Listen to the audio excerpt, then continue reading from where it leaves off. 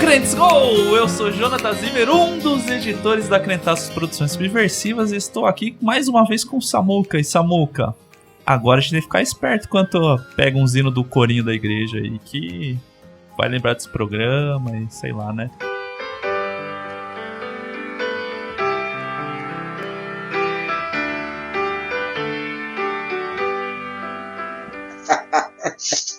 Ai, rapaz, é verdade.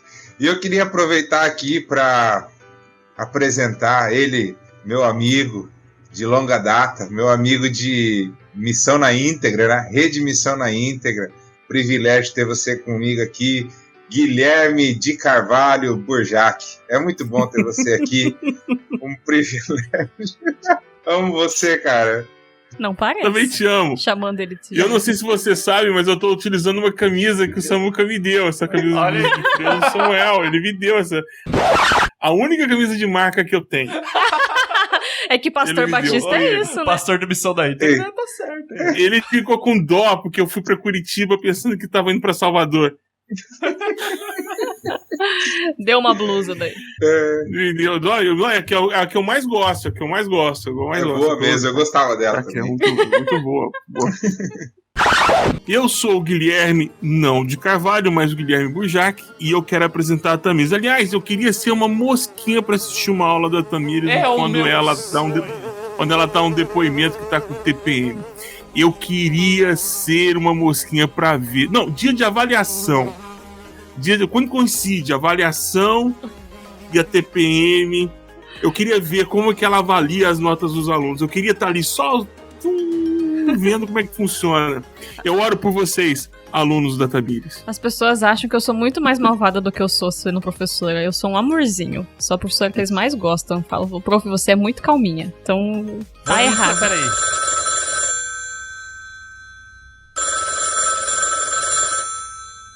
Peraí que tem alguém na chamada. Quem entrou? Aluno da Tamires agora vai dar o depoimento. Alô? Eu queria dar meu depoimento. Eles estão falando da classe, assim, ela é boazinha, mas o Vesúvio, 2 dias também era antes. Todo mundo pensava, vai dar em nada. Viu o que me deu? Olha o que deu. Ô, já que se você fosse uma mosquinha, ela ia matar você, rapaz. Esse imaginário que vocês têm. Eu gasto todo o meu nervoso aqui no Podcrente, na internet, pra ser boazinha com os alunos. Ai, mas eu sou Tamires Palmas, estou aqui com o Jonathan aqui. O Jonathan no programa sério, ele fica comedido, ele mede palavras, ele fica misterioso. O neutrão. Centrão. Eu sou o Jonathan Zimmer, o neutrão. E estou aqui com todas as pessoas maravilhosas para falarmos sobre pornografia, sexualidade e todo esse tema espinhoso, porém não falado. Mas vamos conversar um pouco sobre hoje, logo depois dos nossos jabás.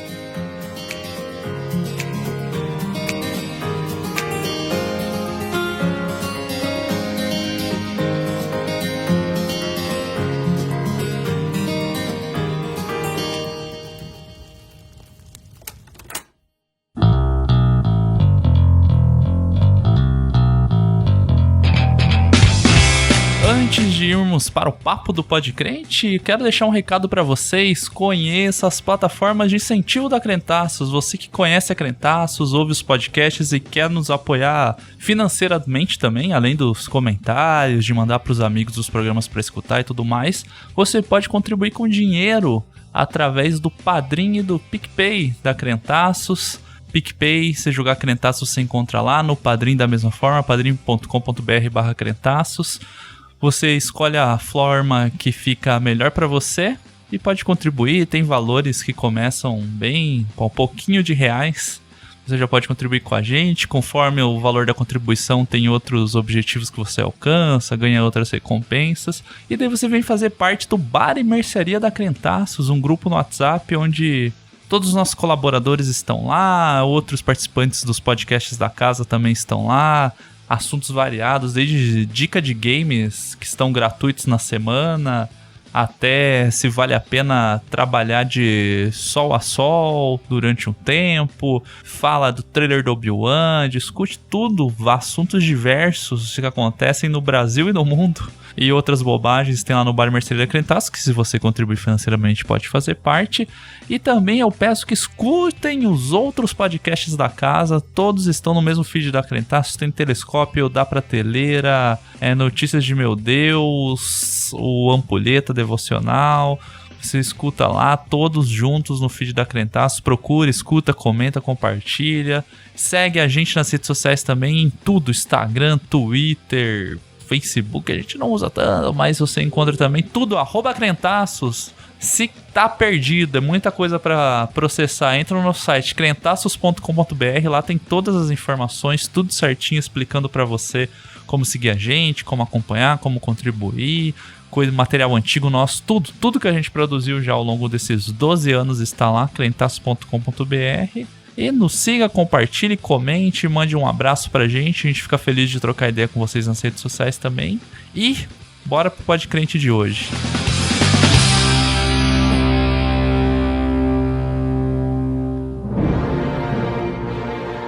A Crentaços Produções Subversivas apresenta Podcrente, o podcast do blog dos Crentaços.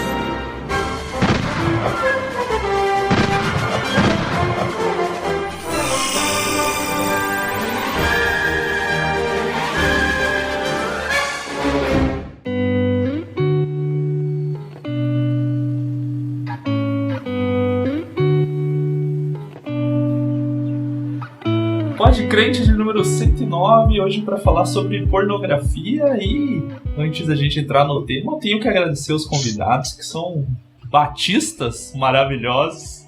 Eu tô dando uma piscadinha pra câmera, mas você não tá vendo que só tem áudio. Samuca, seja bem-vindo mais uma vez, bom te ter aqui. A gente só traz pra tema... Ah, não, ele veio da música, vai falar só pra tema espinhoso aí, psicológico e tal. Ah, não, mas ele veio por músicas do mundo que me edificam, né? Foi o primeiro, inclusive. Mas, ao mesmo tempo, você só vem quando tem outros convidados importantíssimos, né? Antes foi Zé Bruno, mas bem-vindo, Samuca, prazer de ter aí, pastor, psicólogo, coordenador de seminário. Só vai aumentando o currículo cada participação, né? Promoções.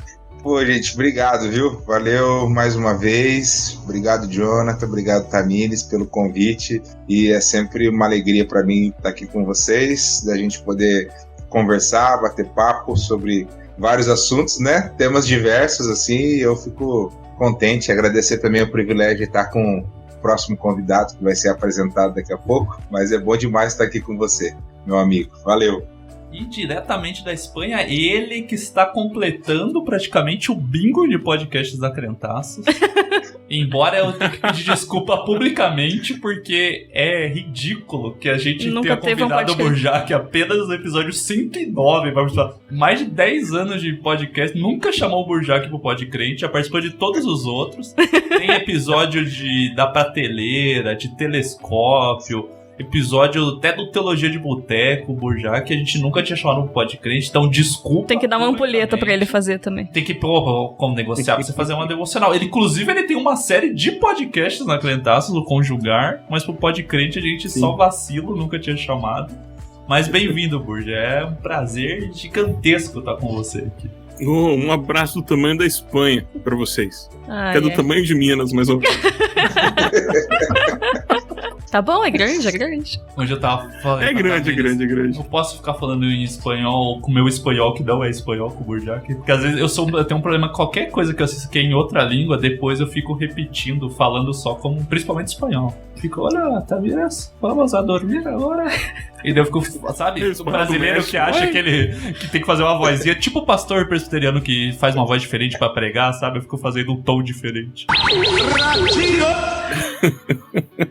Vamos tirando a bobagem. Agora engolir a bobagem pra falar sobre pornografia. A gente já tinha pensado em fazer esse programa faz um tempinho. O Samuca propôs pra gente também há um tempo. E daí a gente achou legal convidar o Burja pra falar sobre isso também, porque ele sempre tá comentando nos perfis dele da rede social falando sobre esse tema.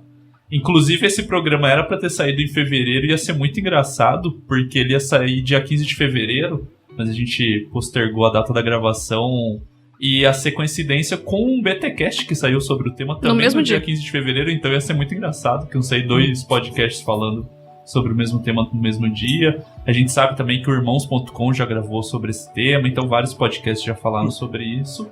A gente ainda não tinha falado, então a gente quer falar sobre o tema, trazer um pouco sobre o que é, como chegou até aqui, mas também a ideia é tratar um pouco sobre tratamento mesmo, de como você que está ouvindo que talvez tenha esse problema, tenha esse vício, como você pode procurar ajuda e se tratar, mas a gente vai caminhando e essa parte passo vai sendo passo. Mais pro final, a gente vai passo a passo para falar sobre esse problema mesmo. Então eu acho que a gente começa... Posso começar cravando que a pornografia é sim um problema? Sim, e é um problema de saúde pública.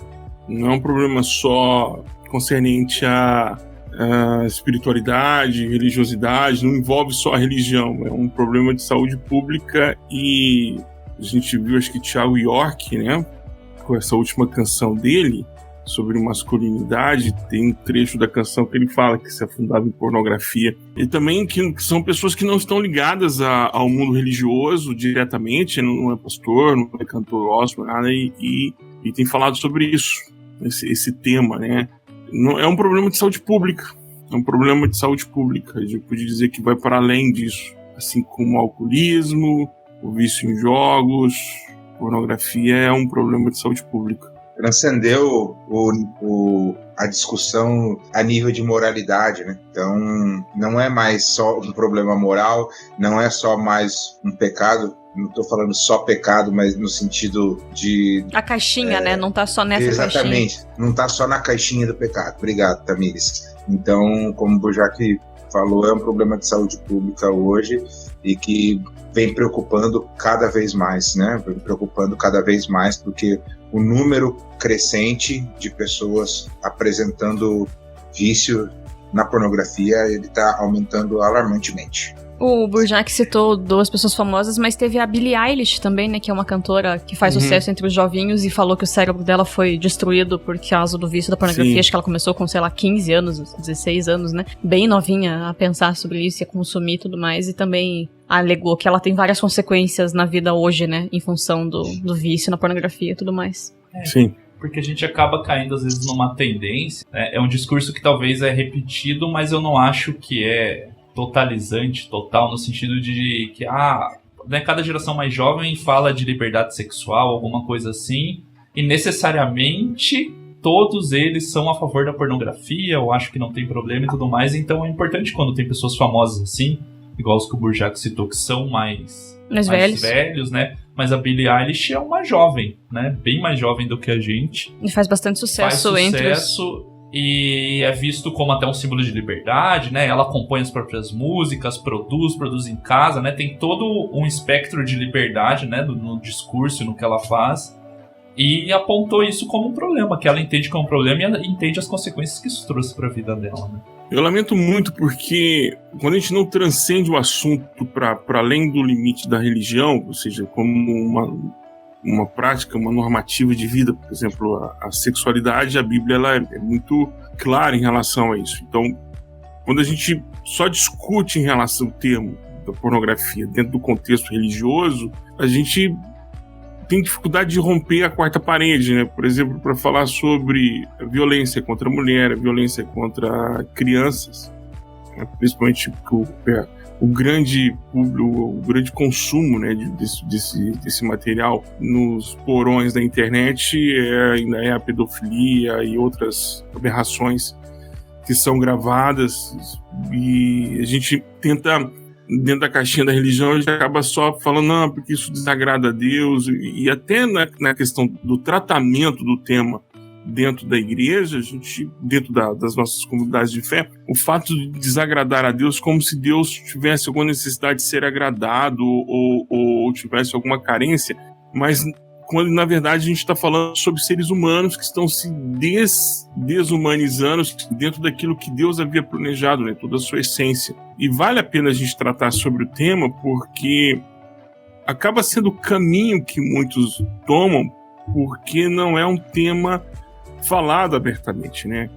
A nudez, corpo humano, na verdade, né? Todo o corpo, todos os adereços que ele tem, que são as vestimentas, os adereços de pintura, aquela coisa toda, ela é muito não debatida, não avaliada, o seu contexto, o significado do belo, o significado do confortável, o corpo, né? Porque a nossa soterologia, ela é uma soterologia muito... a gente tem a discussão tripartite, né? Corpo, alma, espírito, ou só corpo e espírito, mas a gente acaba fazendo uma linha de divisão dizendo o seguinte: olha, o corpo esquece. E vamos falar da alma e do espírito. Quando, na verdade, a nossa soterologia, inclusive a soterologia protestante, em qualquer que seja o espectro que ela é analisada, ou a cor teológica, ela fala da salvação do corpo, porque a ressurreição, que é o pilar central da fé cristã, é de corpos... fala da ressurreição do corpo, fala do corpo. Então, o corpo é a cápsula, né, dessa parte espiritual e imaterial, e também foi salvo. O corpo também foi salvo. O corpo vive aquela parte do já, mas ainda não da ressurreição, né? Ele vive debaixo da promessa da ressurreição, vive sobre o efeito da ressurreição, mas ainda luta com todas as forças para manter a sua ligação ainda em Adão e não a sua nova ligação com Cristo. E é nesse campo de batalha que o consumo de pornografia acaba prevalecendo para muitos homens e mulheres. Homens e mulheres. E é triste isso. Jovens, adultos, gente casada, gente solteira, adolescente, pré-adolescente, crianças. Há um público que está sendo atingido de forma transversal. Então você vê, o consumo de tela já começa muito cedo, e como você não tem restrição, a qualquer hora pode cair. De repente, e como a inteligência artificial trabalha na captura de audiência, se o pai acessou pornografia no celular do filho, mesmo que tenha apagado apagado tudo, não ter deixado nenhum rastro, o IP ainda deu para ele, quer dizer, as inteligências de venda de internet vão falar, vamos sugerir isso aqui, pode aparecer enquanto está sendo Baby Shark lá, aparecer lá um peitão para criança. E assim, isso está normalizado, está se normalizando esse tipo de coisa, e nós não estamos dando atenção devida, creio, né, a esse tema.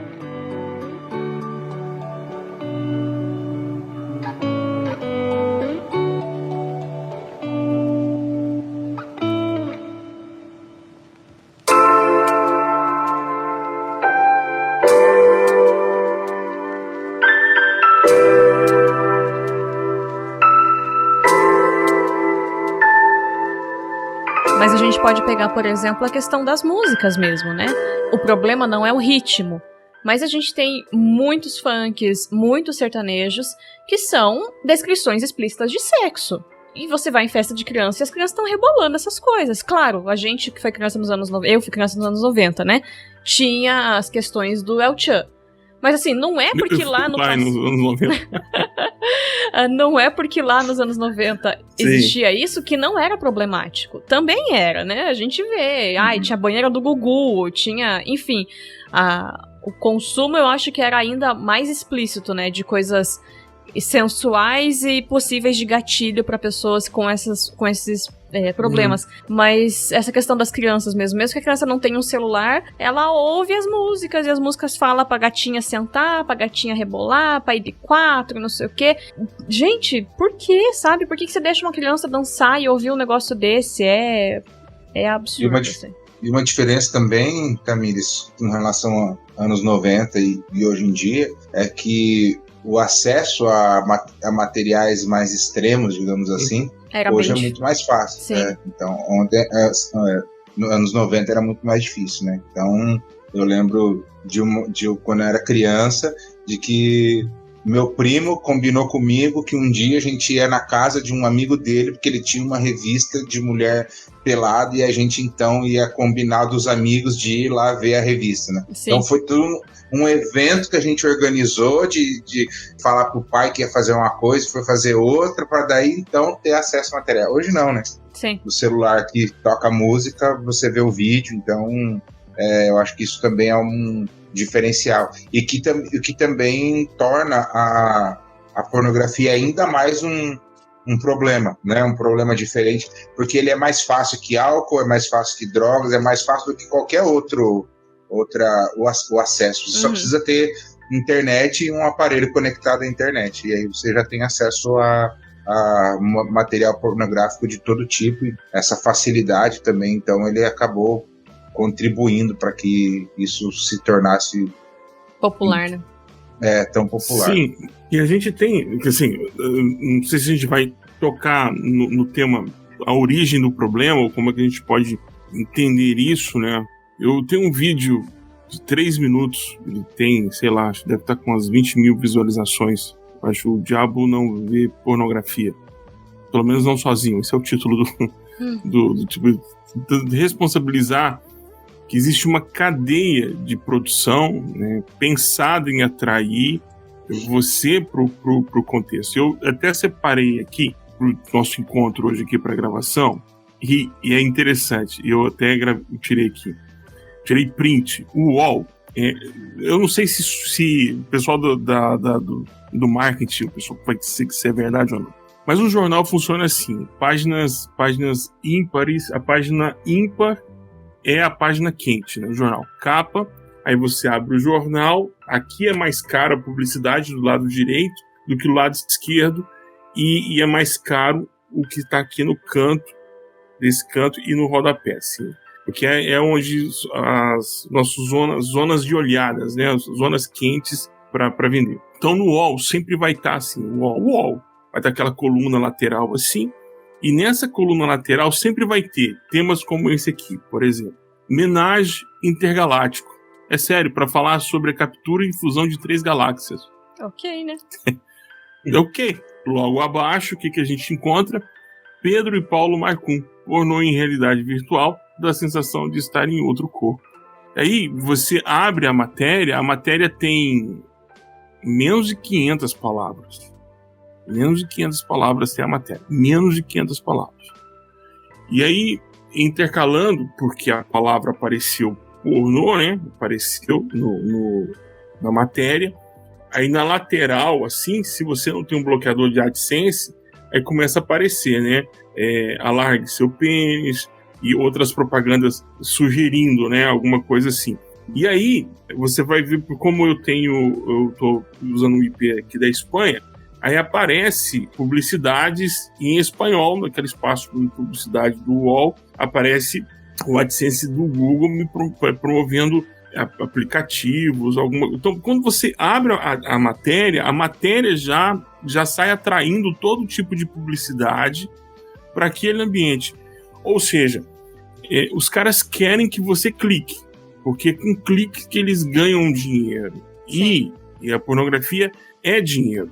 É muito dinheiro que rola. Não é só uma questão moral que está envolvida aqui. Está envolvido um grande negócio que sabe trabalhar muito bem os gatilhos e sabe ganhar muito dinheiro com isso. O maior grupo no Brasil que detém todo métier, né? Todo venda de produtos de pornografia é a Rede Globo.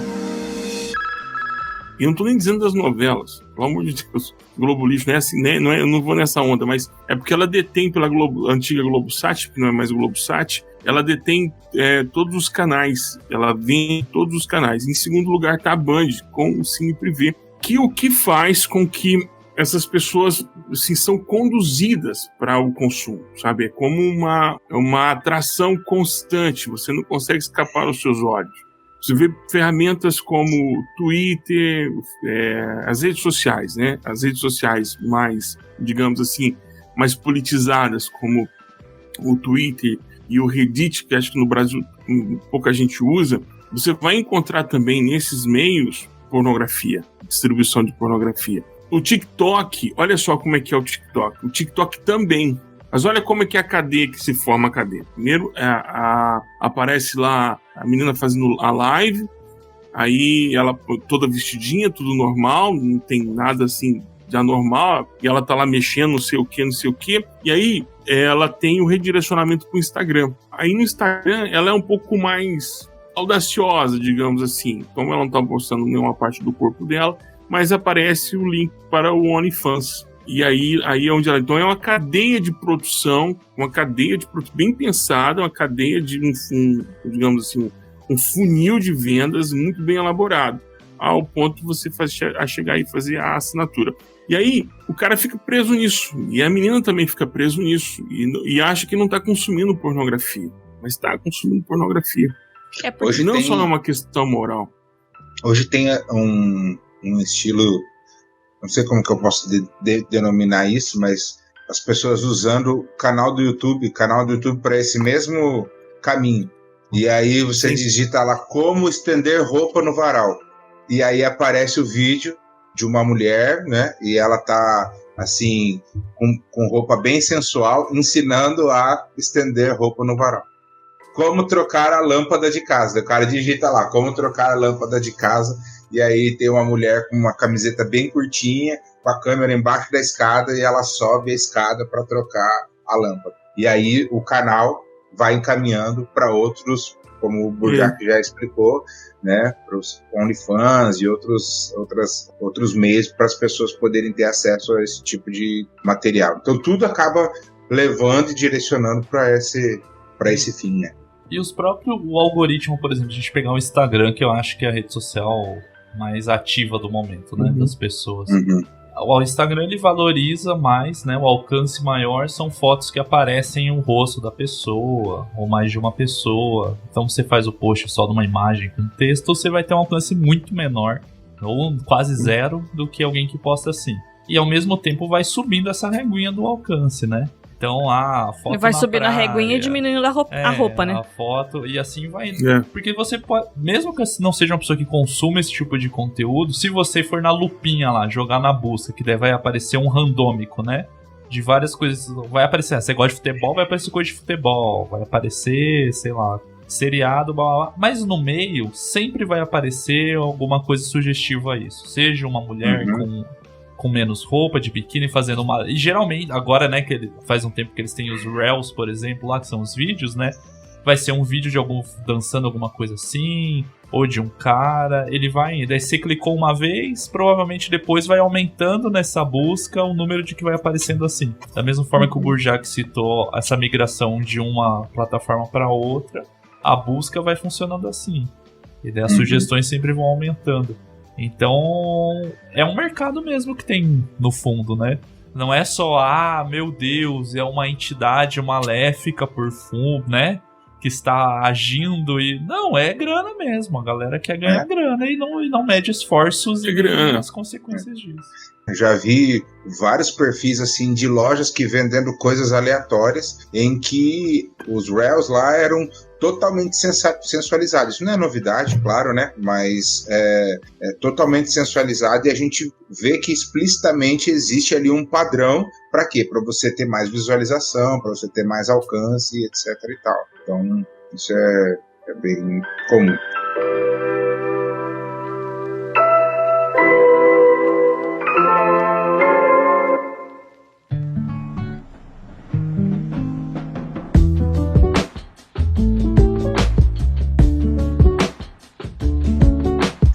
Eu queria só falar um pouco sobre, não sei, acho que foi o Burjac que falou um pouco da causa, né? Então, assim, eu estou fazendo mestrado em teologia e a minha linha de pesquisa no mestrado ela é sobre esse tema. E eu também tenho formação em psicologia, então eu estou tentando fazer um diálogo entre a logoterapia, que é a busca de sentido do Frankl, né? Com o aconselhamento no caso do vício em pornografia. E é interessante que, por isso que eu acho que é importante a gente expandir a nossa compreensão acerca do vício em pornografia para além da questão moral, né? Então, porque ainda assim, o material que se tem, a grande maioria do material que se tem hoje sobre tratamento em pornografia, sobre, principalmente no âmbito gospel, né, evangélico, ele persegue o viés moral. Então, É aquilo. Não você faça precisa... porque está errado. Mas o errado é bem, tipo, não pode sexo fora do casamento. Não é errado porque tem pessoas sendo exploradas, não é errado porque você está consumindo algo que danifica seu cérebro, danifica a sua vida, né? É errado porque é sexo fora do casamento. Se fosse uma pornografia com a esposa, a igreja não ia reclamar. Não ia ter problema, né? Mas é que, assim, a pornografia, assim, ela me parece ser, e eu tô colocando isso como hipótese da minha dissertação, que na verdade ela é mais um sintoma de uma sociedade totalmente sem sentido, né? Porque o próprio Frankl, o criador da logoterapia, ele vai falar que a nossa vida é uma eterna busca por sentido, né? Então, e a gente vê que naquilo que eu tenho pesquisado, tenho refletido, tenho buscado, é que o vício em pornografia ele está muito ligado a essa falta de sentido para a vida. Então, não é só um problema, um desvio, né? Sexual, um distúrbio sexual, não é, tá para além disso, né? Tá para além, porque na verdade me parece que há uma falta de compreensão do sentido da vida, e por isso que acaba destruindo tudo, né? Destrói a cabeça, destrói o imaginário, porque o imaginário ele fica totalmente deturpado, né? Então isso é um problema muito recorrente. Então eu estou pesquisando mais focado no público masculino e casado, sabe? Então eu estou mais nessa área. E o que se vê é que, de fato, a pornografia destrói toda a concepção de sexualidade, de relação sexual, de relacionamento matrimonial, destrói tudo, porque o cara não sabe mais... E aí eu me lembro muito daquele episódio do Black Mirror, o Striking Vipers, sabe? Que os jogadores de videogame, que eles se apaixonam no jogo, e aí chega um momento que ele não consegue mais... Assim, ele não consegue mais compreender ou separar os sentimentos reais dele com os sentimentos virtuais. E me parece que o vício na pornografia ela tem muito disso também. Ela destrói a ponto de que o cara não consegue mais saber o que é real, o que é virtual, o que é o que ele está vendo, o que é que ele está sentindo, o que é o vídeo, o que é a realidade, a pessoa com que ele está se relacionando. Então, tudo isso acaba que fomentando ou gerando esse sentimento de estar perdido, de estar totalmente sem um sentido, sem um propósito, sem objetivo. E aí, para mim também, tem a própria questão do nosso conceito de sexualidade, que a gente está vivendo hoje, né? Hoje a gente tem uma sexualidade totalmente livre, ou então prega-se isso, né? Livre a ponto de que as pessoas não conseguem lidar e não sabem lidar com a liberdade que elas têm com a sexualidade delas, e isso está virando uma confusão total, e elas acabam se perdendo dentro da própria sexualidade. Eu recebo, sei lá, em média, um pedido de socorro por dia. Em média, assim, todos os dias eu recebo um pedido de socorro. Todos os dias. Me ajuda, e aí as perguntas básicas que eu faço, de onde você está, de onde você está falando, dá para vir pelo DDD, porque vem pelo WhatsApp. Pergunto se frequenta alguma comunidade de fé, alguma igreja. Sim, frequento. Você já conversou com o seu pastor? É que eu tenho vergonha.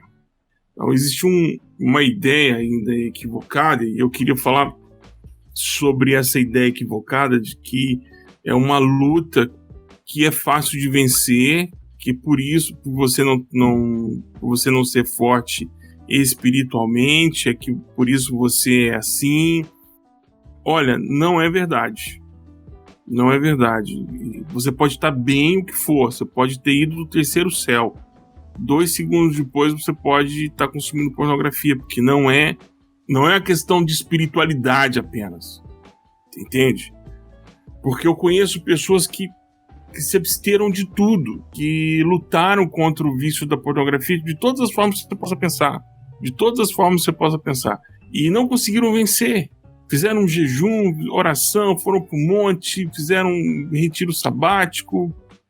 Não vence, porque não é só uma questão da espiritualidade. Vai muito além. Aquilo que o Samuca falou, vai muito além disso. Vai de uma compreensão de quem você é. Por isso que não é um trabalho não é uma atividade para te tirar desse sufoco da pornografia, não é uma ação apenas unilateral, uma oração, estender as mãos, expulsar demônios. Multitarefas. Você vai precisar de um apoio terapêutico, você vai precisar de aconselhamento pastoral, e quem sabe você vai precisar até de buscar ajuda médica para ver se não tem alguma disfunção aí que está ocasionando tudo isso. É muito. Então não é uma coisa só. E a culpa que irmãos e irmãs carregam por conta disso, eles imaginam que isso é como cuspir na cruz, sabe? E não é. Não estou aqui tentando minimizar o estrago, mas eu estou tentando dar o estrago o seu tamanho correto. Ou seja, confissão ajuda, mas tem muita gente que se sente culpada. E culpa nesse aspecto não ajuda em absolutamente nada, faz te empurrar mais pro buraco. Eu tenho conversado com muitas pessoas, e incrível é que muitas mulheres têm se declarado viciadas, e eu sempre oriento que busque o pastor local, o pastor da sua congregação. Se você não tem liberdade de falar com ele, uma irmã de confiança, uma pessoa de confiança, para que você possa ter alguém que partilhe com você da sua dor. Mulheres desesperadas porque pegou o celular do esposo, né, descobriu que o marido consome pornografia, vem a culpa de se sentir feia, depois a culpa, aí vem todo o ciclo do luto, né? E é muito duro, assim, ver que a gente não tem sensibilidade para lidar com a situação caso a caso. Essa é uma outra coisa também que eu vejo muito entre alguns irmãos na internet, né? Que virou também um bom negócio. Tratar de vício de pornografia virou um ótimo negócio. Para vender curso, para vender livro, para poder aumentar sua autoridade na internet, né? Você fica mais famoso, você vai falar em conferência, porque é muito fácil você falar sobre esse tema. Criando uma fórmula de bolo, né? É uma fórmula de bolo, e que cada caso é um caso. Cada caso é um caso. Mas você ignora para vender o curso, para fazer o livro. Você faz uma fórmula e fala, ela é sucesso. Cola na minha e vai, né? E tem bons materiais que te ajudam a encontrar um caminho, né? Sim. Tem gente que faz isso com muita delicadeza, mas o que eu tenho visto é que virou um bom negócio para muita gente. Virou um bom negócio. Virou mesmo um bom negócio. Pornografia ganha de todos os jeitos. Ganha quem tá promovendo, ganha quem tá tentando tirar as pessoas de lá. É um ótimo negócio. Quer dizer, se falar de pornografia no YouTube, por exemplo, dá muita visibilidade. Mais do que bater no Olavo de Carvalho. Então dá muita visibilidade. Tem vídeos que tem 70, 80 visualizações. Tem vídeos que tem 300 visualizações. Mas esse vídeo sobre pornografia de 3 minutos, ele tem...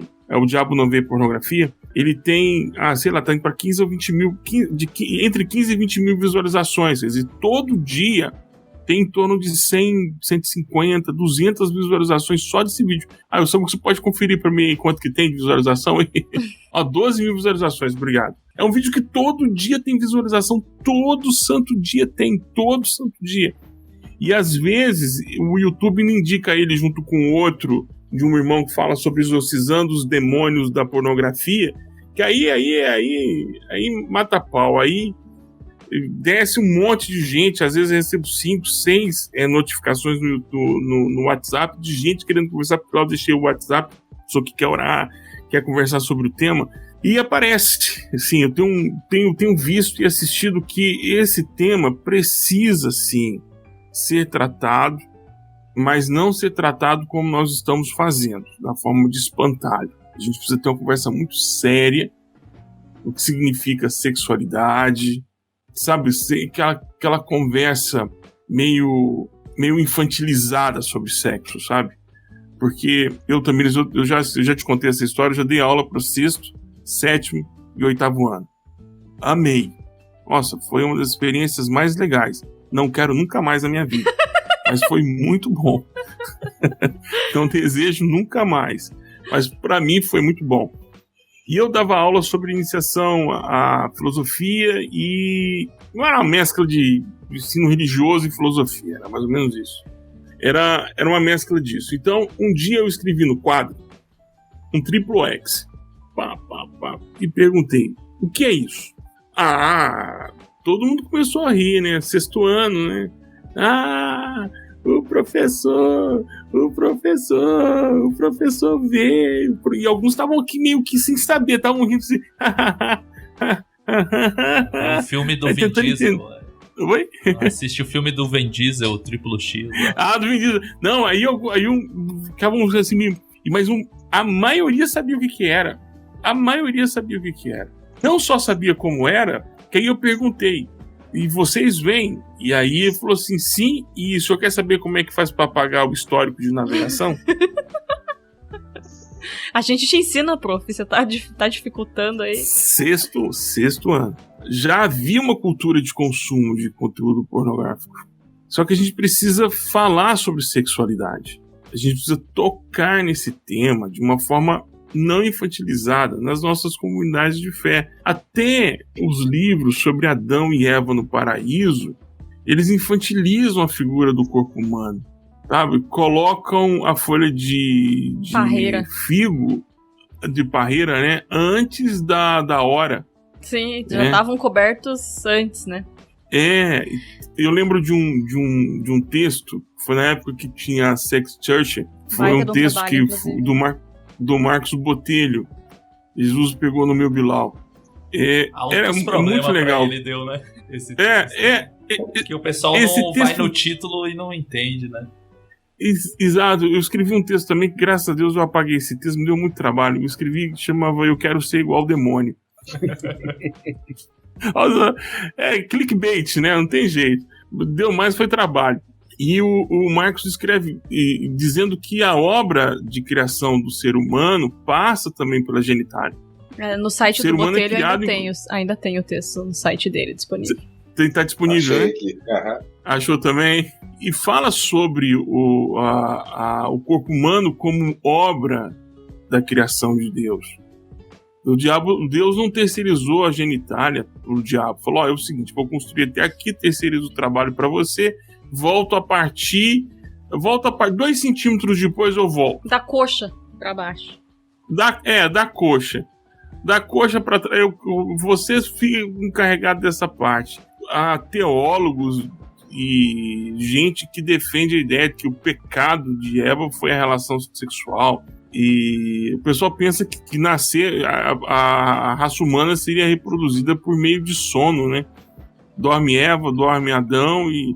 Assim, é muito complicado porque a gente não vê, por exemplo, os corpos, né? Toda a iconografia dos santos, você vai ver sempre corpos pálidos, tristes e sem contornos femininos. Então, aí eu pergunto pra você, será que isso não foi uma ideia de afirmação de uma identidade frente à cultura greco-romana que valorizava demais o corpo, né? Porque a gente tem aquelas esculturas lindas e tudo mais, e aí como uma forma de diferenciação, a gente não é pagão, sabe? Aí você anula a ideia de corpo humano, tanto que na história a gente estuda isso como um movimento, né? Na Idade Média você vai ter esse quase anulamento do corpo humano que volta no Renascimento. E aí todo 7º ano, quando tem a imagem do homem vitruviano, é show de risadinhas na aula, porque, meu Deus, tem um pênis aparecendo na imagem no livro de história, né? Então é sempre, tipo, calma, pessoal.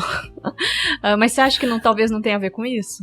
Tem tudo a ver. Assim, a igreja o tempo todo tentou se proteger do inimigo externo, mesmo que destrua as pessoas por dentro. Sim. Essa é uma tática nossa. Vamos eleger um espantalho. A gente anula o ser humano, né? Tanto que esse tema sobre sexualidade é uma coisa séria. Eu fiz um casamento de um casal, e aí no domingo o rapaz me liga. Você casou eles, tipo, sábado, isso? No domingo ele Sábado. No sábado, no domingo pela manhã. Sábado, o casamento terminou por volta das 7 e pouco. Domingo, por volta das 4 da tarde, ele me liga. Aí eu, e aí, tá tudo bem? Pastor, eu preciso conversar com você. E um som meio abafado. Falei, onde você tá? Não, eu tô no banheiro. Falei, sério? Então, me diz aí, o que eu posso te ajudar? Você tá ligando pro saque? Na lua de mel. Isso aqui é uma... Não, pastor,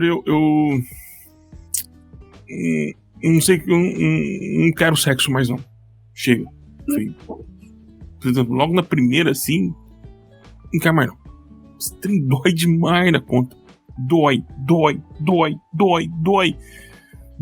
Eu chorei. Não era de alegria não, pastor. De dor. Falei, você tem fimose? Ele, o quê? Falei, dá uma olhada no companheiro aí. Ele tá tipo Edu e Dudu, tipo assim, sobrando chapéu pra cima aí? Tá. Nossa. Tem fimose, irmão. Aí é impossível você sentir algum tipo de alegria. Faz o seguinte, desfruta o que é possível, da forma que dá. Você voltar a buscar um urologista pra corrigir o problema. E aí ele fez a cirurgia, inclusive mandou um buquê de flores pro urologista. Porque não se fala, né? Porque ele foi criado com a avó. É uma coisa tão simples, não se fala na família. Não se fala na igreja. Ele foi criado com a avó.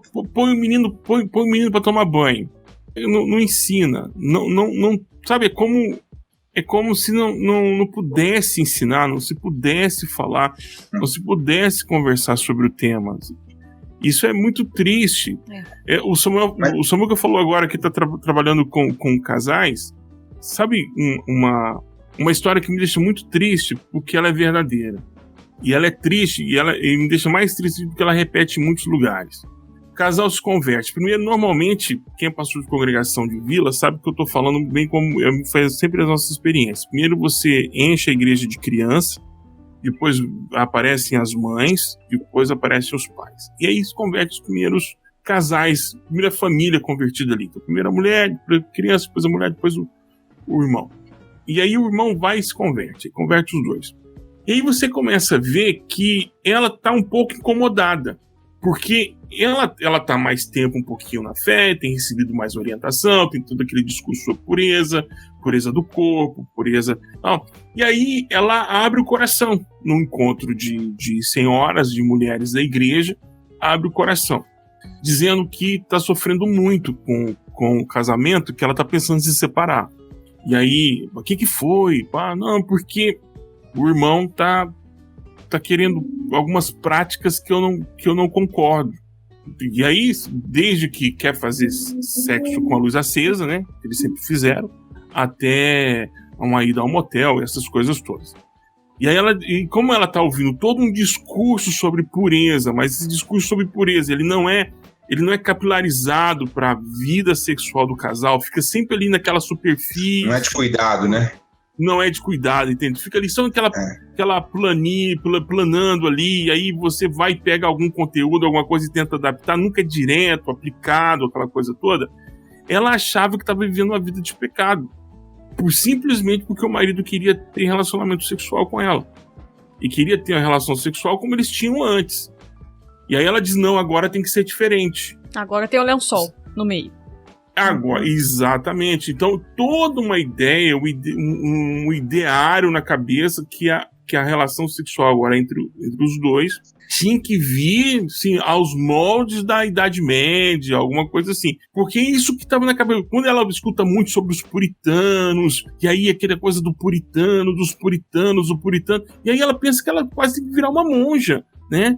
Tem que se enclausurar, aquela coisa toda. Porque não há um discipulado voltado para a vida sexual. Quer dizer, agora que a pergunta que tem que ser feita é como os nossos corpos devem se comportar dentro de uma relação matrimonial a partir da nossa nova experiência de fé. Essa é uma pergunta séria e a gente não faz. A gente fica dando dicas. Eu não sei se o Samuel já passou por esse tipo de constrangimento, mas aí você vai falar em encontro de casais, aí tem a tal da caixa de perguntas. Aí tem a caixa de perguntas e assim, Pastor, e tem lugares que são bem elaborados. Né? O papel tem o mesmo tamanho, impresso. Tem a mesma cor, tá e as canetas são da mesma cor também. Tá certo. Então, pra não ter aquela coisa assim de que não, porque... Pra não ser auditável, viu? O voto impresso não é auditável. Aí, exatamente, pra não ser auditável. E aí sempre vem aquelas perguntas, que a gente sempre... Aquelas perguntas... E às vezes a resposta sempre foram: isso, você tem que perguntar, você tem que sentar e conversar com o pastor da sua comunidade. É ele. E o pastor, comigo não. Comigo não. Eu te trouxe e foi pra isso, rapaz. Já cancela a oferta no final, já. O cara tá me jogando esse lado. Pois é. Então aí por que não se conversa sobre isso? Onde desemboca isso tudo? Onde é a foz desse Iguaçu? Onde é a foz desse Iguaçu? Essa foz se dá na pornografia. É triste isso.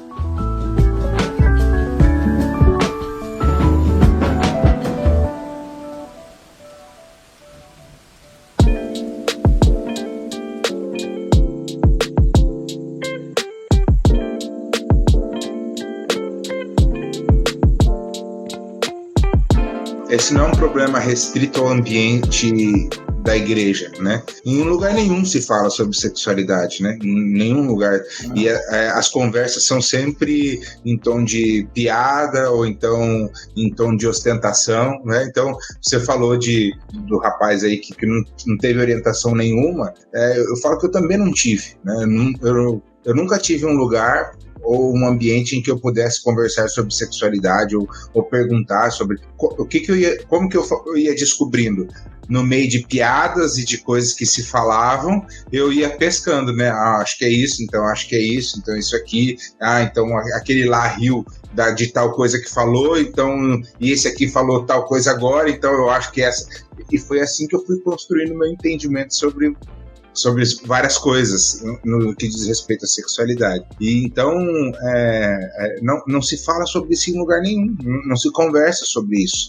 E ao mesmo tempo, quando se tem dúvidas, né, aí as pessoas têm medo de perguntar ou têm vergonha, né? Todas as vezes que eu vou falar sobre pornografia em algum lugar, a gente tem que usar os aplicativos que a pessoa manda pergunta, aparece na tela e ninguém sabe quem que mandou. Hoje em dia, né, tem aplicativo, não precisa mais do papelzinho da caneta Bic. Exatamente, Poxa, assim que eu faço, né? Então, eu lembro que numa das últimas vezes que eu falei, apareceu uma pergunta se ver pornografia de anime era pecado, né? Porque era desenho, não tinha ser humano envolvido, então... É preto e branco, não tem problema, né? Tipo... Exatamente. Só que daí, quando leram a pergunta, virou motivo de piada já. Então, a gente tem dificuldade de levar com seriedade o assunto da sexualidade. Então, se é difícil. E fazendo conexão, difícil, né, com o fato de que a gente começou falando de que a pornografia não é um problema só pro cristão, né, ela é um problema de saúde pública e tudo mais. Eu, enquanto educadora, sei da luta que é para que a gente continue tendo educação sexual, mesmo que de maneira muito primitiva, né, no Brasil a gente trata ainda de maneira muito en passant, que é o pessoal das ciências ali, a prof de ciências, que no 5º ano eles têm uma introdução, né, pelo menos aqui no Paraná, o que eu sei, né, referencial do Paraná. Então, geralmente no 5º ano eles vão ter ali corpo humano, aparelho reprodutor, e aí no 8º ano eles retomam esse conteúdo, né. E aí ano passado era muito engraçado, porque eu sempre entrava depois da professora de ciências na aula, e daí o dia eu entrei, a turma tava muito quieta, muito constrangida. Falei, vocês levaram bronca? O que vocês aprontaram? Que eles falam. Nada, professora, não, deixa quieto. Porque vocês aprontaram hoje, né? Liguei computador e tal. Aí, de repente, é que a gente começou a ver aula de reprodução, prof. Tá mó climão. E assim, eram outras crianças, não eram as pessoas que eu conheço. O que vocês fizeram que vocês estão tão quietos? Mas aí tem esse ponto de que na educação, quando você defende que tem que ensinar a sexualidade, vem né, o crente é um dos, mas a gente tem um monte de gente imbecil falando isso, que estão ensinando as crianças a fazer sexo, estão ensinando as crianças a ser homossexual, estão ensinando as crianças a... E não, a gente tá ensinando justamente para que ela saiba se defender, para que ela entenda que vai ter um momento, que o corpinho dela, né, a menina pode estar menstruando com 11 anos de idade, mas isso não significa que o corpo dela tá pronto para ter sexo, que o corpo dela tá pronto para gerar uma criança.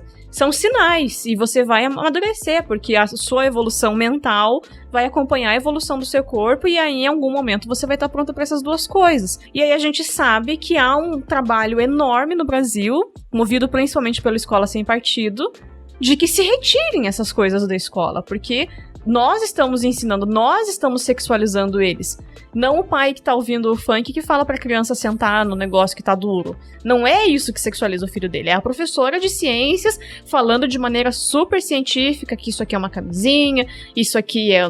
Enfim, eu nem sei o que elas levam tanto, dependendo do ano, né? Então, é um problema que passa, né? A negação da discussão do sexo é bem isso que o Samuca tava falando. Ela vem, talvez essa culpa católica do brasileiro, ela faz com que isso seja um tabu na sociedade como um todo, mas mesmo na escola, tendo um trabalho muito didático, muito consciente, assim, eu não conheço uma professora de ciências que levou um filme de sexo. Não é esse o propósito. É de que a criança entenda. E sim, né, existem inúmeros casos de criança que depois que teve aula de sexualidade conseguiu conversar pra professora que o meu pai faz isso comigo, eu não sabia que não podia. Então, a gente pergunta a quem interessa, né? A negação da educação sexual. Porque parece que interessa a quem... Acaba expondo, né? A gente tem um problema com o prazer. Nós temos um problema com o prazer. Porque a todo instante a publicidade está dizendo, para você ter prazer ou ser feliz, você precisa desde trocar o seu carro até trocar de corpo. Vai trabalhar em relação a isso. Mas o prazer, ele é uma dádiva de Deus. O prazer é uma dádiva de Deus. As pupilas degustativas, é isso, né? Da língua. Pupilas. Não é pupila. Pupila nos olhos, por favor. Papilas gustativas. Graças. Grato. Falando bobagem aqui. Elas estão distribuídas aqui para isso, pra gente sentir o gosto do azedo, do doce, ou da combinação, ou da fusão das duas coisas. Eu me lembro uma vez que eu comi eu fui comer um japonês, e aí uma irmã falou assim, olha, come isso com isso aqui. E eu, nossa, me sentia assim, o crítico de arte de Ratatouille, assim, fazendo uma viagem, ou o rato, né, o irmão do Ratatouille, fazendo aquela viagem psicodélica com sabor. Sim, o ratinho gordinho. Assim. Nossa, foi uma coisa assim louca. Falei, meu Deus, ainda tenho recordação do sabor ainda. E isso é prazer. Então a gente não sabe lidar com o prazer. O prazer do corpo. O prazer de olhar pro nada. Sabe, as relações não são muito utilitaristas e tem que ser rápido. E aí, é mais fácil eu proibir qualquer tipo de prazer na comunidade local, eu falo como pastor, do que ensinar as pessoas a terem prazer. De forma consciente e equilibrada, né? E consentida. Né? Autônoma. E autônoma e dependente do Espírito Santo, porque ele nos dá prazer. Olha, é incrível como nós, o povo do livro, somos tão tapados com relação à sexualidade. Existe um tom, não vou dizer um tom erótico, que acaba tomando um tom pejorativo, mas a gente pode usar essa palavra, em textos bíblicos. Tem um livro, né? Tanto para... tem um livro, né? Até para explícito. Que tentam nesse livro usar todas as interpretações possíveis para dizer que não está falando de sexualidade. Assim, às vezes é uma forçação de barra, né? Você não lidar com a descendência, com a fertilidade, tanto do homem, a fertilidade da mulher, como bênçãos divinas, sinal de prosperidade. O prazer é sinal de prosperidade. É que nós fomos contaminados com uma teologia que quer abster o corpo da salvação. Ele falou assim, olha, o corpo, essa matéria, ela tem que ir até o fim, e só depois da ressurreição é que ela vai experimentar a vida plena. Mas aí é fruto do pecado, né? Exatamente. Aí a gente esquece da palavra que Jesus disse para Marta, que a gente escuta em todos os funerais que a gente vai. Eu sou a ressurreição e a vida. Eita Deus! Isso tem um poder muito forte, porque Jesus não disse, eu serei a ressurreição. E tampouco ele disse, olha, depois da ressurreição haverá vida. Porque ele deu resposta para a pergunta indo e para a pergunta voltando. Eu sou a ressurreição para quem já morreu e eu sou a vida para quem ainda não experimentou a morte. Ou seja, você vai viver. Então, essa vida plena. E aí, junta essa escatologia que diz que a gente vai morar no céu, que a gente vai ser tipo um holograma, que a gente vai ser tipo fumacinha. Bom, essa escatologia pré-milenista, tribulacionista, que seja, dispensacionalista, que seja, todos os aderentes que tem, diz que isso tudo aqui vai acabar, vai ser destruído, e aí nós vamos morar no céu. Bom, eu não sei se eu vou destruir sonhos com o que eu vou dizer aqui agora, mas nós não vamos morar no céu. Nem Deus vai morar no céu. Se você ler o livro de Apocalipse, Deus vem morar conosco e nós vamos morar com o Senhor. Aqui. Onde? Novo céu, né? Teu reino que desce, a cidade que desce. Aqui. E a gente tem uma dificuldade de entender que este corpo está perpetuado para o prazer. Porque o sofrimento agora, ele vai estar disputando espaço.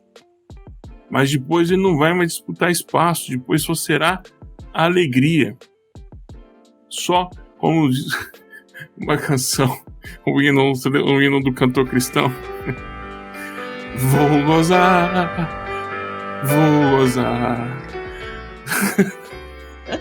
Você lembra desse hino? Lembro, opa. Com Jesus gozarei. Foi muito motivo de piada, né? Na minha adolescência. A minha também. Esse e a minha coroa vou conquistar. Você olhava pra irmã mais velha, alegria, acho que ela tava solteira. Olha lá a sua coroa. Você vai conquistar. A minha coroa eu vou conquistar. É isso, sabe? Essa ideia do prazer ficou tão circunscrita ao espaço da negação, porque como se o prazer e a santificação fossem antagônicos, né? Fossem um anulando o outro. Não é. E a Mayara Card tá certinha, tem que ter uma playlist mesmo, gospel, pra hora do sexo.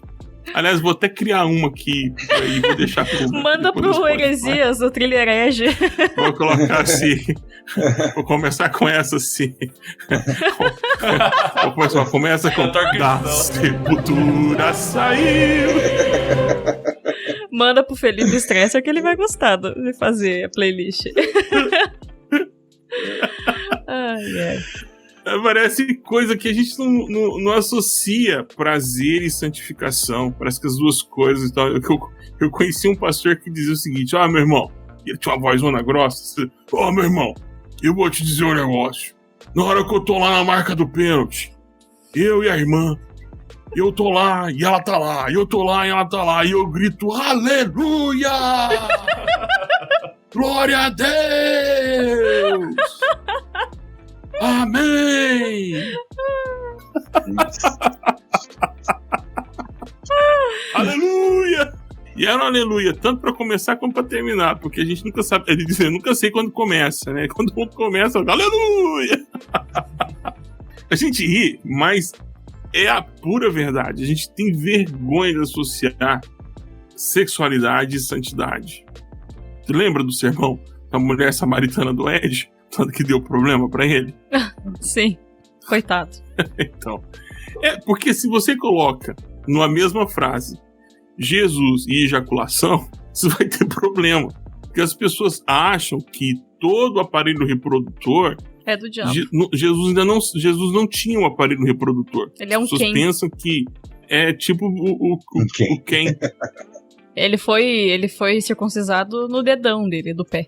Não, tava só um tracejado. Aqui teria um pênis, entende? E aí as pessoas... E aqui, corta espiritualmente. Gente, as pessoas esquecem que Jesus urinou. É uma ideia de... É porque a gente tem uma depreciação do corpo humano. Sim. E até isso, né, de pensar a figura santa como alguém que não faz cocô e xixi, né? Pô, é um prazer fazer xixi quando você tá apertado pra caramba, né? Nem me fala. Pergunta pra quem tem prisão de ventre, entendeu? O triste é a pimenta, que a pimenta é uma alegria quando entra, mas quando ela sai dizendo absurdos a seu respeito. Então, por isso que eu não gosto de comida apimentada. Ela sempre deixa Tristes lembranças. Estive por aqui, tá?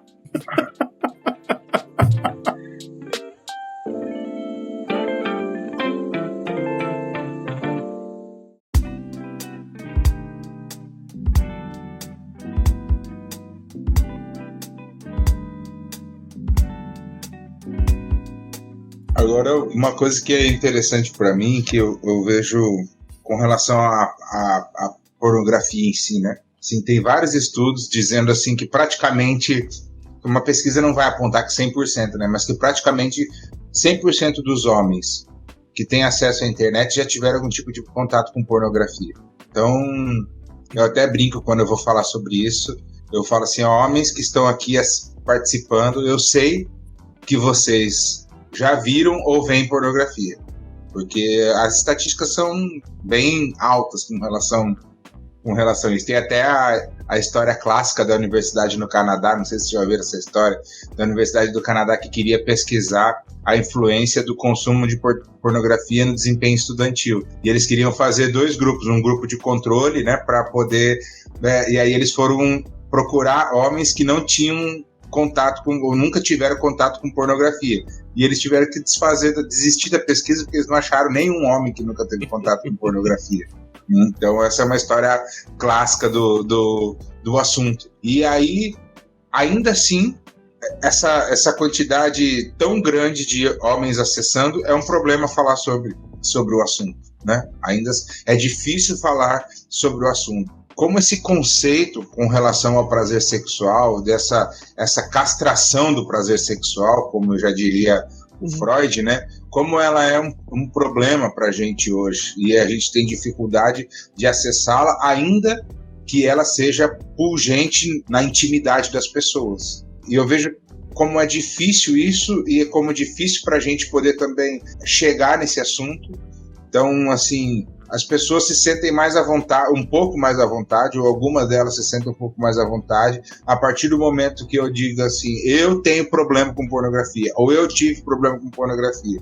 E aí elas começam, então, a se sentir, então, puxa, tem alguém que passa pela mesma situação que eu. Cara, todo mundo passa, praticamente. Ou a maioria, né, das pessoas passa pelo mesmo problema.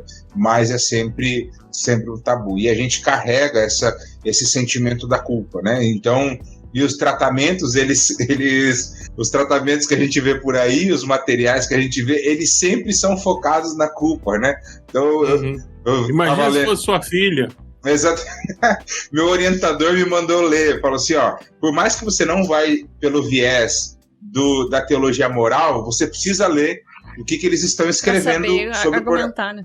Exatamente. Eu terminava de ler e eu ficava pensando assim, o cara que é viciado em pornografia, que lê um negócio desse, ele vai se sentir culpado pela pornografia e porque ele não lê a Bíblia, porque ele não ora todos os dias, porque ele não faz um monte de outras coisas que se ele fizesse, ele não teria problema com pornografia. Gatilhos que provavelmente fazem com que essa pessoa se sinta mais excluída, mais suja, e aí a forma de trazer um alívio e uma alegria momentânea é consumindo mais pornografia. Exatamente, é isso, né? Porque o que acontece? E isso tem um pouco de experiência própria, né? Cria-se um mundo dentro da pornografia, cria-se uma vida dentro da pornografia. E a única vida que satisfaz é o mundo da pornografia, entendeu? É extremamente comum homens casados dizerem que tem muito mais prazer na pornografia e na masturbação do que na relação sexual com a própria esposa ou com outras mulheres. Isso é comum de acontecer, não é que acontece em alguns casos. É extremamente comum de acontecer. Então, esse mundo ele acaba sendo alimentado por ele mesmo, né? Sim, então, pelos medos e anseios, né? Exatamente, e aí a pessoa acaba depositando toda a vida dela, porque naquele instante, naquele momento ali, ele vai esquecer do resto e a vida dele vai ser só aquilo. Ali ele pode imaginar milhares de coisas, né? Então, no mundo da pornografia, tudo que um homem imagina de mais bizarro, mais acontece, né, no mundo da pornografia. Então... É triste, mas é uma realidade que a gente tem que encarar, né? Porque... é muito complicado quando eu escuto alguém dizer que não, nós temos que tirar o ensino sexual das escolas. E aí a pessoa não entende como é que funciona a estrutura de uma escola pública ou uma escola particular. Ela não entende, por exemplo, que existe uma coordenação pedagógica, que tem a orientação, que tem todo o processo. E você, como pai, você pode participar da formação e da formulação de políticas educacionais em qualquer escola. Isso está garantido. Aliás, se a sua escola, a escola dos seus filhos ou a escola de algum conhecido, alguma pessoa que você está escutando você não tem acesso à coordenação pedagógica, então não é uma boa escola. Porque a coordenação pedagógica, ela tem que trabalhar com os pais e tem que trabalhar também com os docentes e os discentes. Com tudo em prol da educação. Sim. Aí, a gente quer tirar isso dali, né? E a gente quer transferir isso para a responsabilidade dos pais. Ok, suponhamos que os pais sejam responsáveis, mas eles não detêm toda a informação. Nenhum pai detém toda a informação, nenhuma mãe detém toda a informação. Então é preciso ter um colegiado. Qual o melhor colegiado que nós temos? Aqui temos um colegiado muito bom, que é a igreja. A igreja é um ótimo colegiado, são muitas famílias, todas ali discutindo. Então, vamos começar a tratar do tema. Então, quem tem, a meu ver, aliás, quem deveria ter, né? Não tem, mas deveria ter, a meu ver, a melhor política educacional para a sexualidade, porque a gente sabe o que é o ser humano, a gente sabe quem criou o ser humano, a gente sabe para que propósito, somos nós, a igreja. E dentro do nosso quintal, a igreja evangélica brasileira, seria o ideal, né? Um discipulado para a sexualidade, envolvendo um discipulado para o corpo. Não só a sexualidade, mas tudo que envolve o corpo seria muito importante, como, por exemplo, a questão do que é o belo, a questão do que é se sentir bem consigo mesmo ou consigo mesma, a relação do corpo e o meio ambiente. Tudo isso tem texto bíblico, tudo isso tem base. Nós temos uma bibliografia vastíssima de muitos escritores, muitos teólogos, muitos cientistas, muitos pensadores que poderiam ser a base para que as comunidades locais começassem a tratar esse tema, porque nós teríamos menos abuso acontecendo entre nós ou com um dos nossos, se nós tivéssemos mais informação. O medo dessa normalização de um tema da sexualidade, por isso nós temos tanto medo, parte porque os nossos meninos e meninas estão indo não munidos de informação, estão indo munidos com uma cartilha do medo. Sim. A teologia do cangaço. E do erro e do acerto, né? Então, se você tá fora da cartilha, você tá errado. Não tem margem para crescimento, não tem margem para compreender a visão do outro. Então, esse que é o ponto, assim, além de ter uma cartilha do certo e do errado, a gente põe que o errado é muito errado. E ninguém pode pensar assim, mesmo quem não é cristão. E não é esse o pressuposto da nossa fé, não é isso que Jesus ensina. Jesus não fica cagando regra que os romanos têm que fazer o que ele pediu. Não, é quem segue, é quem me segue, quem vir após mim, pega a sua cruz. Os outros não precisam pegar a cruz. Porque não estão vivendo sob esse domínio, não estão vivendo sob essa fé. E aí que acho que é o ponto de também, quando a gente das poucas coisas que são faladas, a gente coloca muito normativamente falando, inclusive para quem é de fora. E aí esse adolescente vai entrar em conflito, esse jovem vai entrar em conflito, porque aqui ele ouve uma coisa, lá fora ele ouve outra. E aí isso gera um ponto muito de confusão mesmo, né? É porque essa teologia do cagaço, ela assusta mesmo. Cagaço ou cangaço? Não, do cagaço. Entendi. Eu não faço porque eu tenho medo. Morro de medo de fazer isso. Então, é a teologia do inferno, né? Do calor do inferno, né? Porque não há espaços para o debate. Vamos começar assim. A gente é muito bom de dialética, de abrir a boca para falar, mas são muito, muito ruins no debate, sabe? Nós falamos muito, mas nós ouvimos pouco. Até a percepção de mundo das pessoas nós não respeitamos. Dentro do meu recorte, né, sou protestante, sou pastor, creio nas escrituras como texto normativo para minha vida, creio que a Bíblia é a palavra de Deus. Então todos esses recortes, eles estão eles definem as minhas respostas sobre a vida. É o jeito que eu vejo a vida. Agora, se a pessoa decidiu viver de outra forma, ou experimentar a vida de outra forma, eu não faço juízo, porque não sou autorizado a fazer juízo. Vai para o inferno, vai para o céu, estou desautorizado, mas eu estou autorizado a dar testemunho da minha fé. E o testemunho da minha fé, se a pessoa deseja ouvir, é esse. Sim. Sabe, eu já fui convidado para debater sobre esse tema, sobre a questão da sexualidade, na perspectiva LGBTQI+. Aqui no Brasil já tem o A. Não, aqui tem um A também, que IA+, é isso, é verdade, que é IA+, isso, A+, isso. Que isso agora tem os assexuais, né? Fui debater e um monte de coisas que você pode evitar, porque é deselegante e desrespeituoso. Então, tinha uma transexual e eu perguntei, qual é o seu nome? E aí ela me disse o nome dela, né? E o nome dela, e o meu tratamento foi em relação ao nome que ela me deu. E isso é respeito. Isso é respeito. Sim. Sabe, as pessoas, se elas pedem para ser chamadas de uma forma, por que eu vou insistir, no meu ponto de vista, chamá-las de outra forma? Não vou fazer. O Jonathan já fez um tweet que o povo gostou do teu tweet lá de contra nome social, mas acha bonito quando Deus muda o nome das pessoas na Bíblia. É verdade. Boa.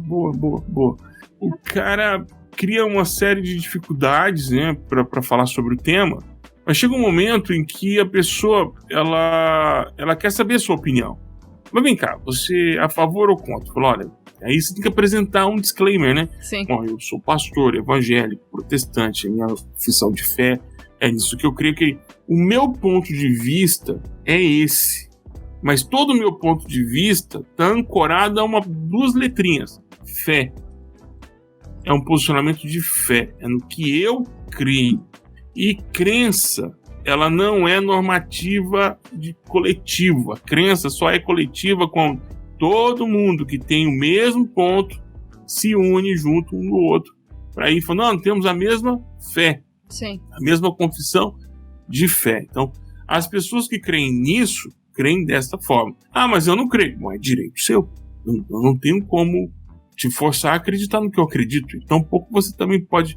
E aí esse debate, voltando para a pornografia, de crença, esse debate sobre a pornografia pode nos unir a um grupo que em outros pontos nós não estamos unidos.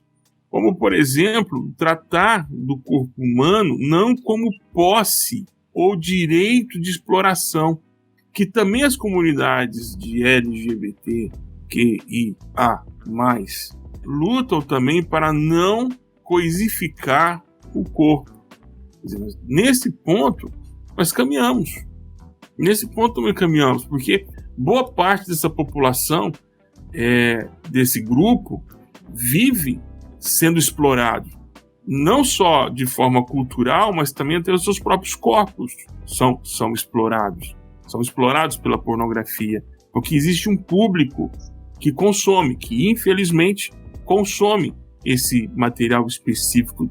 E é muito complicado quando eu venho com uma palavra de paz sobre esse tema e não sei lidar com o tema com quem pensa diferente de mim. Aí eu quero causar confusão em relação a esse tema, mas há mais coisas que nos unem lutando contra a pornografia do que necessariamente que nos opõem. Então, os grupos que nós temos medo que normalizem as relações do jeito que os cristãos consideram errado, esse grupo pode nos ajudar a educar as pessoas em relação ao uso e o pertencimento dos seus corpos, como um direito deles de usar como eles desejam usar.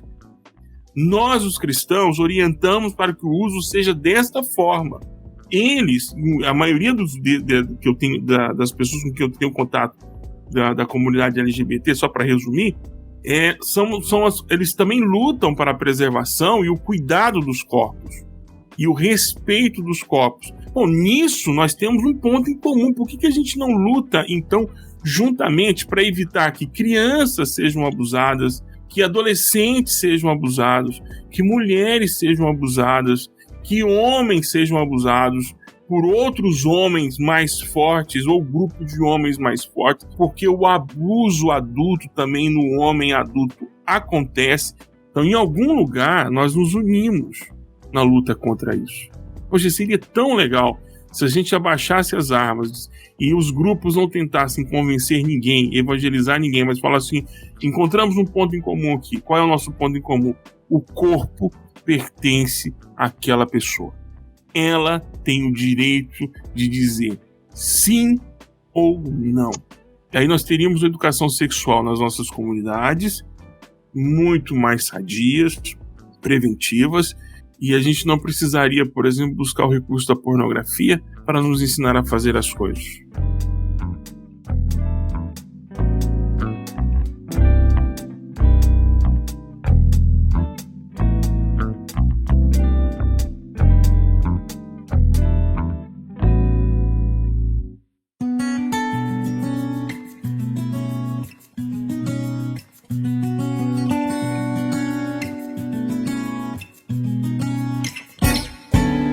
Do fato de que muitas vezes a gente, quando trabalha pornografia, e a sexualidade em geral, trabalha pelo viés do homem, né?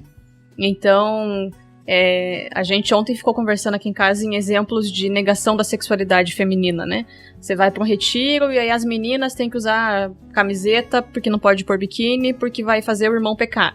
Mas o irmão andar sem camisa no retiro, pelo menos nos que a gente ia, não era tanto problema na piscina. Os meninos andavam sem camisa. Então, desde essa questão da negação da sexualidade feminina no geral, como a ideia de que mulheres não consomem pornografia. E, infelizmente, tem, né, crescido. Eu acho que o Samuca que falou quando a gente pensou em gravar essa questão de que tem crescido, né? Então, o fato de que sim, a gente também tem que colocar essa questão de que a educação sexual e a discussão pornográfica, ela também passa pela mulher, né? Pela compreensão do que é a sexualidade feminina e tudo mais, né? 37% dos viciados em pornografia são mulheres. Nossa, bastante, né? É bastante. Uhum. Eu tive pouco acesso, poucas mulheres já me procuraram, né? A grande maioria são homens que me procuram para falar sobre o assunto.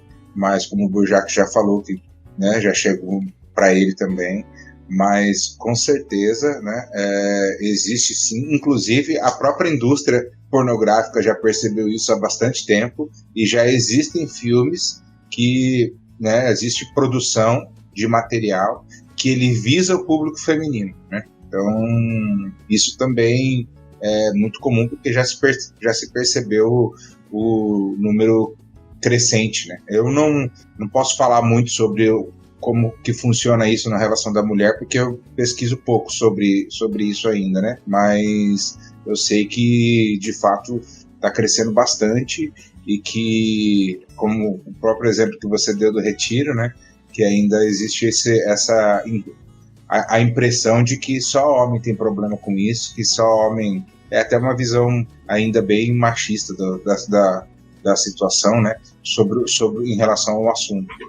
Eu nunca tive problema com pornografia, mas eu fico me perguntando se não tem uma ligação, sabe? O fato da gente anular a sexualidade feminina, da forma como muitas igrejas fazem, no fato de que ela não encontra, quando casada, por exemplo, ela não encontra prazer na vida sexual dela, porque aí, sei lá, o marido não sabe fazer, ela não sabe, ela não conhece o próprio corpo, e aí encontra nesse outro caminho, sabe? Tipo, é um espaço que ali eles entendem que eu tenho sexualidade, o que é bizarro, né? É uma deturpação muito grotesca de tudo. Né?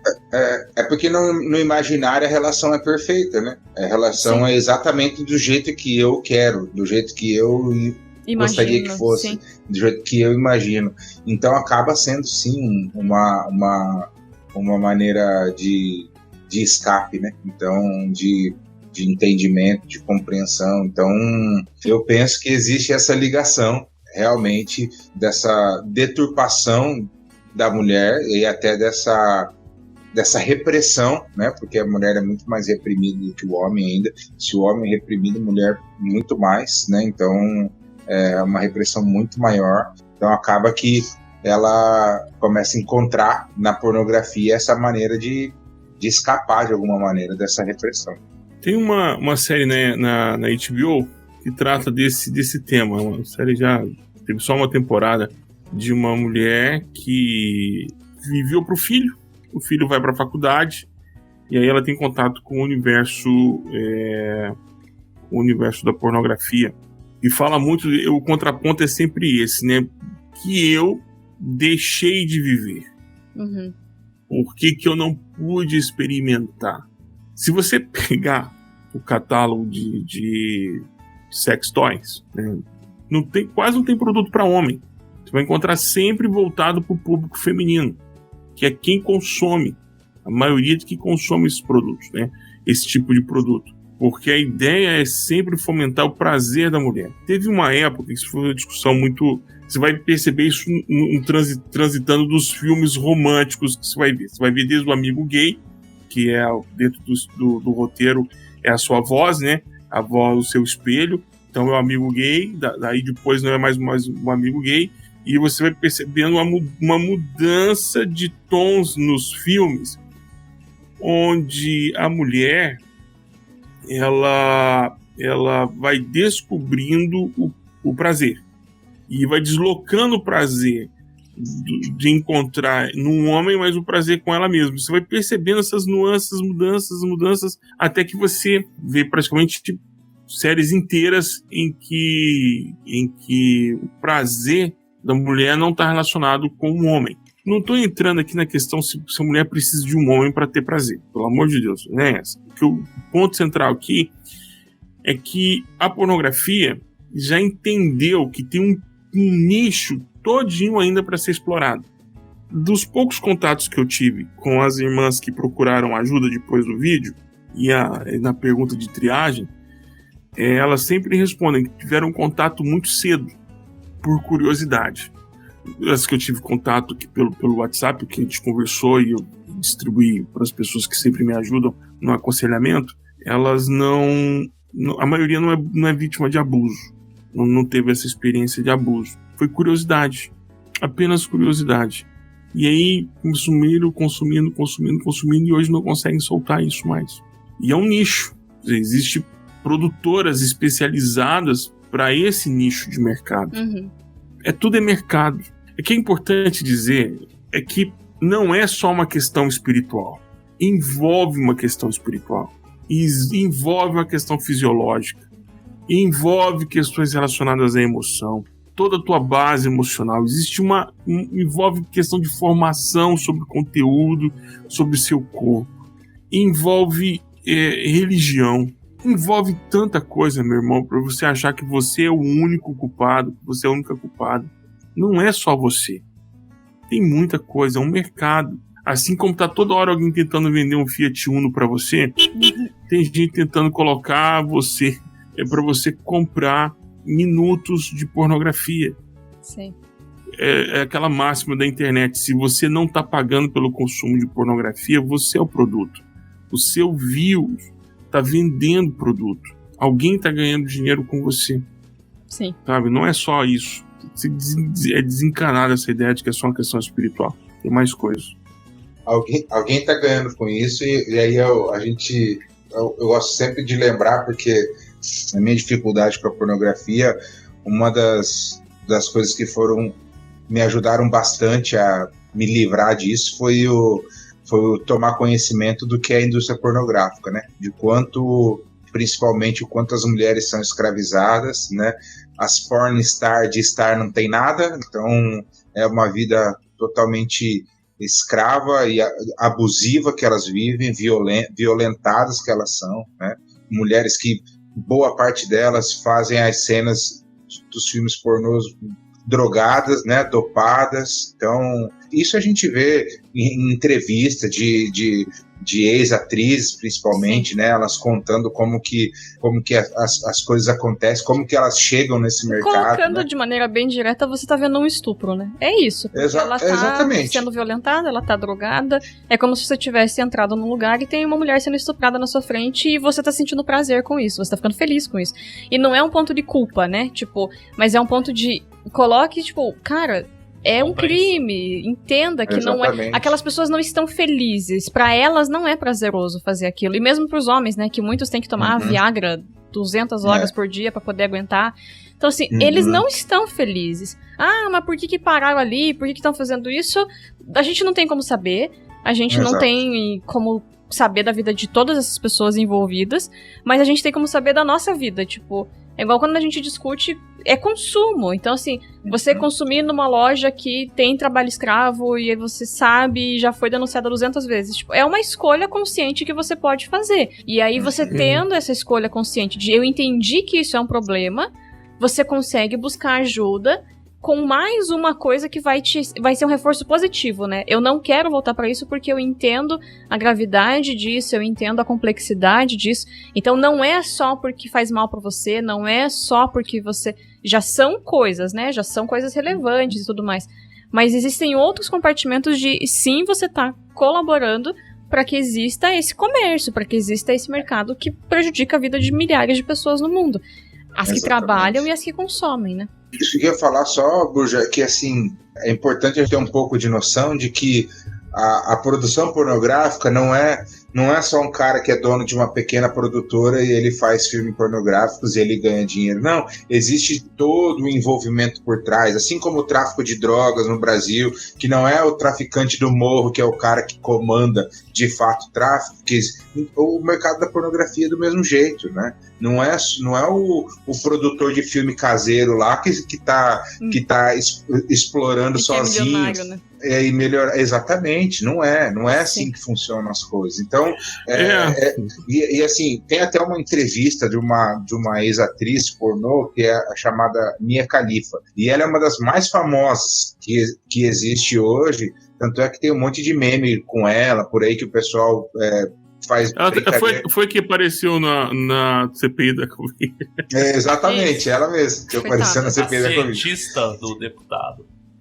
E a entrevista que ela deu, ela contou como é que ela foi levada para isso, né? Então não era uma coisa que ela estava pensando, que ela estava querendo. Ofereceram uma proposta e fizeram uma proposta de tipo assim, vai ser 3, 4, 5 filmes, não sei quanto que era. E aí ela aceitou um valor, assim, não lembro também o valor, mas era tipo coisa de, você vai ganhar $25 mil, $30 mil para fazer os 4 filmes. E aí, quando ela chegou no set de filmagem, que ela foi vendo que a coisa não era do jeito que tinham combinado com ela, e que já era uma coisa muito pior, mas ela já estava envolvida, ela gravou só esses filmes, ela não gravou mais filmes, e hoje estão ganhando milhões em cima da imagem dela, porque ela é extremamente famosa e ela recebeu aquele dinheiro que ela disse que já gastou tudo e que nem sabe mais o que. E ela acaba tendo a imagem dela destruída pro resto da vida agora por conta de uma situação pontual. Então não é uma coisa assim honesta com ninguém, né? Não é honesto. Então, sem falar que tem muitas empresas, digamos assim, de família conservadora, né? Tem dinheiro nesse negócio, né? Tem dinheiro nesse negócio. Aqui ocorre muito no sul da Espanha, porque a gente está falando de turismo, e onde tem um hotel tem turismo sexual. Muitas nigerianas sofrem muito com isso, a gente chama aqui de trata, e a polícia sempre está desbaratinando um centro, é um prédio, muitas vezes é um prédio, e elas moram ali, e elas não podem às vezes ver a luz do sol, a documentação fica retida com os traficantes, muitas crianças de pessoas, né, que muitas chegam como traficadas mesmo, né. Sim, muitas colombianas, muitas venezuelanas, muito, assim, nigerianas. A gente, assim, o mercado da pornografia não dá pra romantizar. Mesmo, enfim, não dá. A gente pode um outro dia gravar sobre prostituição, por exemplo, que também tem gente que fica, ela tá escolhendo essa vida, né? Mas enfim.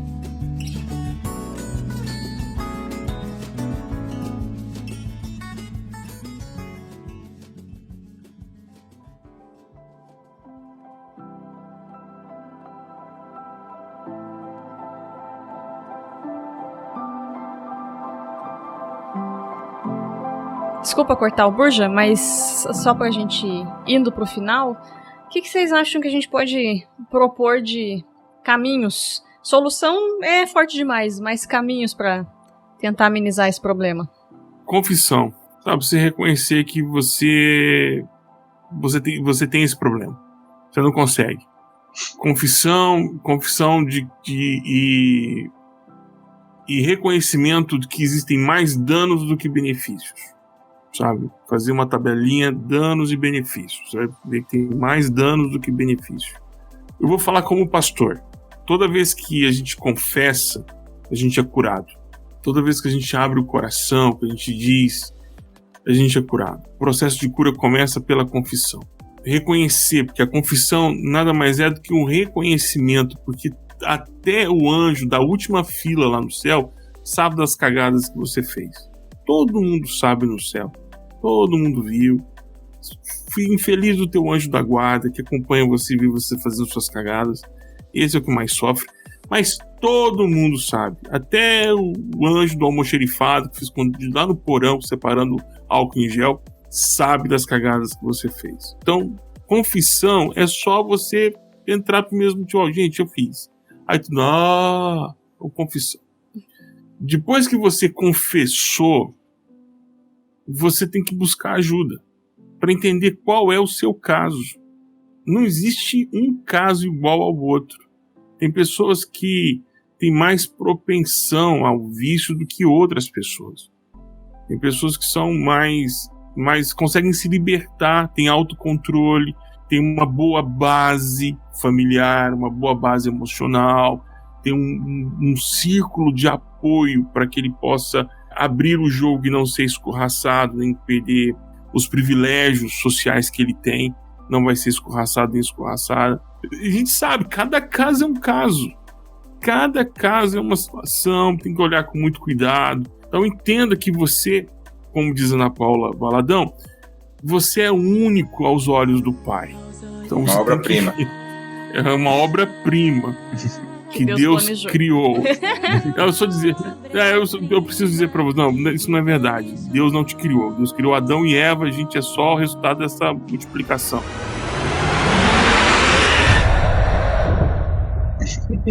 Destruidor de sonhos. Acabando com todas as entradas de festa de 15 anos. Inimigo do riso. É verdade. Inimigo do riso. Depois que você confessou, depois que você procurar ajuda, na minha opinião, depois que você buscar ajuda, e não é uma única ajuda, de repente você vai precisar até de buscar um psiquiatra. Estou dizendo que você já tem que ir para o psiquiatra, mas de repente você indo para o psicólogo falou, olha, eu acho que isso aí tem um desfundo, que precisa de um acompanhamento mais, digamos assim, vamos ter que analisar seu cérebro com mais cuidado. Porque é multidisciplinar, entende? Então, para cada caso, o que você não pode mais é tentar colocar trapo velho com trapo novo. Do tipo, vou colocar um bloqueador de celular. Vou colocar uma senha que eu nunca mais vou saber. Não adianta. Quando você quer fazer o errado, você vai pegar o tablet da sua avó, aquele Samsung, que Android 2.0, e vai acessar. Não adianta. Quando você quer, você vai atrás. Então, não existem soluções.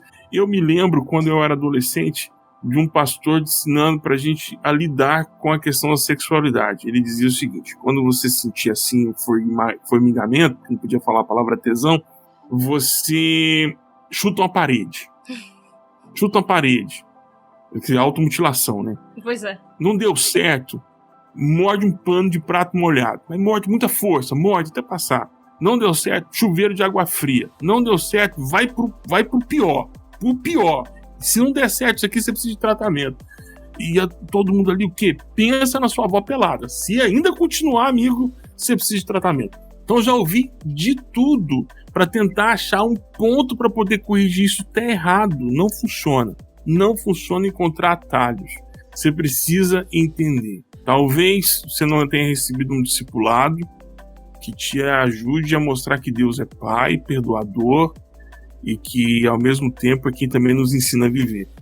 Mas precisa de tudo isso, sabe? Cada caso é um caso, cada pessoa é uma pessoa. Não tenta entender que não é só você, tem toda uma indústria tentando vender esse negócio para você. Tem uma série de gatilhos escondidos que você não consegue ver mais, que estão te atraindo para pornografia. Tem questões que envolvem a sua própria escolha e decisão. Mas você precisa de aconselhamento. Não dá para dizer assim, quem vê pornografia é porque não tem fé. Porque eu conheço pessoas que conversam com anjos. Essa pessoa conversa com anjos. Não é igual aquele irmão lá que que isso, Gabriel? Não é esse não. Mentiroso. Coisa da internet antiga. Depois vocês buscam aí no YouTube. E aí, esse irmão fala, esse irmão ele é muito usado por Deus. Tremendamente usado por Deus. O que conversa de verdade. Não, esse meu irmão, é esse irmão que eu conheço. E que é uma luta. Que ele vive essa luta. Ele não é um consumidor assíduo de pornografia, mas toda vez que ele menos espera, ele tá lá consumindo. Então não gatilho, né? Só... Oi? Tem algum gatilho escondido, alguma coisa, né? Tem algum gatilho escondido e aí ele cai na armadilha. Não tem jeito. Então todo mundo querendo pegar o seu clique, querendo que você assista. Então não é só uma questão de espiritualidade, não é porque eu termino aqui. Você vai experimentar ler a Bíblia, vai experimentar orar, vai experimentar jejuar, vai fazer isso por um tempo. E aí você vai cair. Aí sabe o que vai acontecer? Você vai achar que nem Bíblia, nem a sua espiritualidade, nem Deus, nem o Espírito Santo funciona. E não é verdade. Não é verdade. É que seu corpo ainda está gritando por uma coisa e está gritando de maneiras que você não está escutando, está te trapaceando e você não está atento. É uma luta, é uma batalha diária. Eu tenho um vídeo na internet, um vídeo no YouTube, em que eu digo, eu não venci a pornografia. Eu não venci a pornografia. Quer dizer, eu amanhã, daqui a pouco, se eu não tomar cuidado, eu caio. Estou em constante vigilância. Eu estou em constante luta. Todos os dias eu agradeço a Deus por ser mais um dia em que eu não consumi pornografia. Como só por hoje. A nossa luta é constante, é todo dia, toda hora, porque a todo momento essa indústria está querendo vender o produto pra gente. E você não está só, você não está sozinha, a gente pode ajudar, a gente ora, a gente acompanha e a gente está aqui por perto. É isso. Eu acho que o Burjac acabou falando tudo aí, né? Então, eu acho que... Foi mal. Se tem algo que é padrão, se eu poderia dizer assim, é a confissão. Eu acho que esse é o passo em todos os casos, né? Em qualquer caso, esse é um passo a se dar se você pretende se libertar disso, quer sair disso, quer se livrar desse mal. E aí, a partir disso, então, como o Burja falou, cada caso é um caso e a gente precisa, a partir da confissão, ter alguém para quem a gente possa abrir o nosso coração e falar das nossas dores, que possa nos ajudar a ter maturidade para nos ajudar nesse direcionamento, né? Para eu não ser repetitivo e repetir aqui tudo que o Burja já falou, eu queria falar das coisas que eu fiz para me ajudarem nisso, sabe? Então, o que eu fiz que foi fundamental? Primeira coisa, confessar para pessoas próximas a mim e fazer disso como se fosse uma prestação de contas, assim, né? Então, frequentemente eu conversava com essas pessoas sobre as minhas lutas. E isso foi muito importante para mim, para me ajudar a ir vencendo cada dia mais. Outra coisa também que foi importante para mim, como eu já falei antes, foi pesquisar sobre o assunto, sobre o tema, né? Não consumir o material, mas pesquisar sobre a pornografia. Então isso foi importante para mim também. Foi importante para mim também tomar consciência de que eu era alguém viciado, porque essa é uma outra situação também. Existem ainda muitas pessoas que já estão no campo do vício, mas que veem isso como uma válvula de escape, como é só de vez em quando, ou não vê problema nisso. Então eu acho que é perceber-se como um viciado, porque a dependência química da pornografia ela é a mesma da dependência de drogas, né, de qualquer outra droga. Ela causa no cérebro, isso é ciência, né, não estou dando um chute aqui, então ela causa dependências na nossa biologia como qualquer outra droga, químicas e psicológicas também. Então é importante ter consciência disso. No meu caso, foi importante, né, apesar de que o Bujac muito bem falou que isso não é regra e não é isso que define, e não é isso que vai te tirar do vício da pornografia, mas no meu caso ajudou a colocar algumas cercas nos meus limites, né? Então eu precisei fazer isso. Então a minha esposa, por exemplo, ela tinha acesso a todas as minhas contas. Isso me ajudou a eu querer ver menos, né? Ou então não querer burlar o sistema. Então isso foi importante para mim, mas não foi o remédio que me tirou disso, né? Que me livrou disso. E esse entendimento de que o que a gente precisa é de cuidado e não de condenação também foi fundamental, né? E outra coisa que o Bujac já falou ali, que foi muito importante para mim, é que é o quê? Quando eu confessei e que eu tinha o lugar dos meus amigos ali, que eu compartilhava as minhas dores, qual que era a minha angústia? Que eu achava que eu queria ter logo 10 anos sem ver pornografia, 20 anos sem pornografia. Eu queria chegar no estado de dizer, eu não tenho problema com pornografia mais. Essa era meu anseio. Eu queria chegar nesse lugar.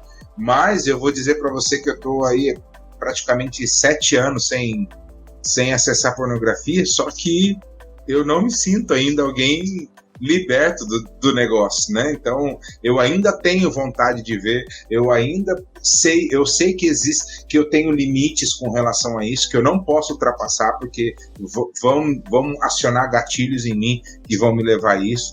O que eu preciso, então, fazer é, obrigado, Senhor, porque hoje eu consegui vencer, é isso. Então, é um dia de cada vez mesmo, então não tem... Acalmar o coração nisso faz toda a diferença, ou fez toda a diferença para mim.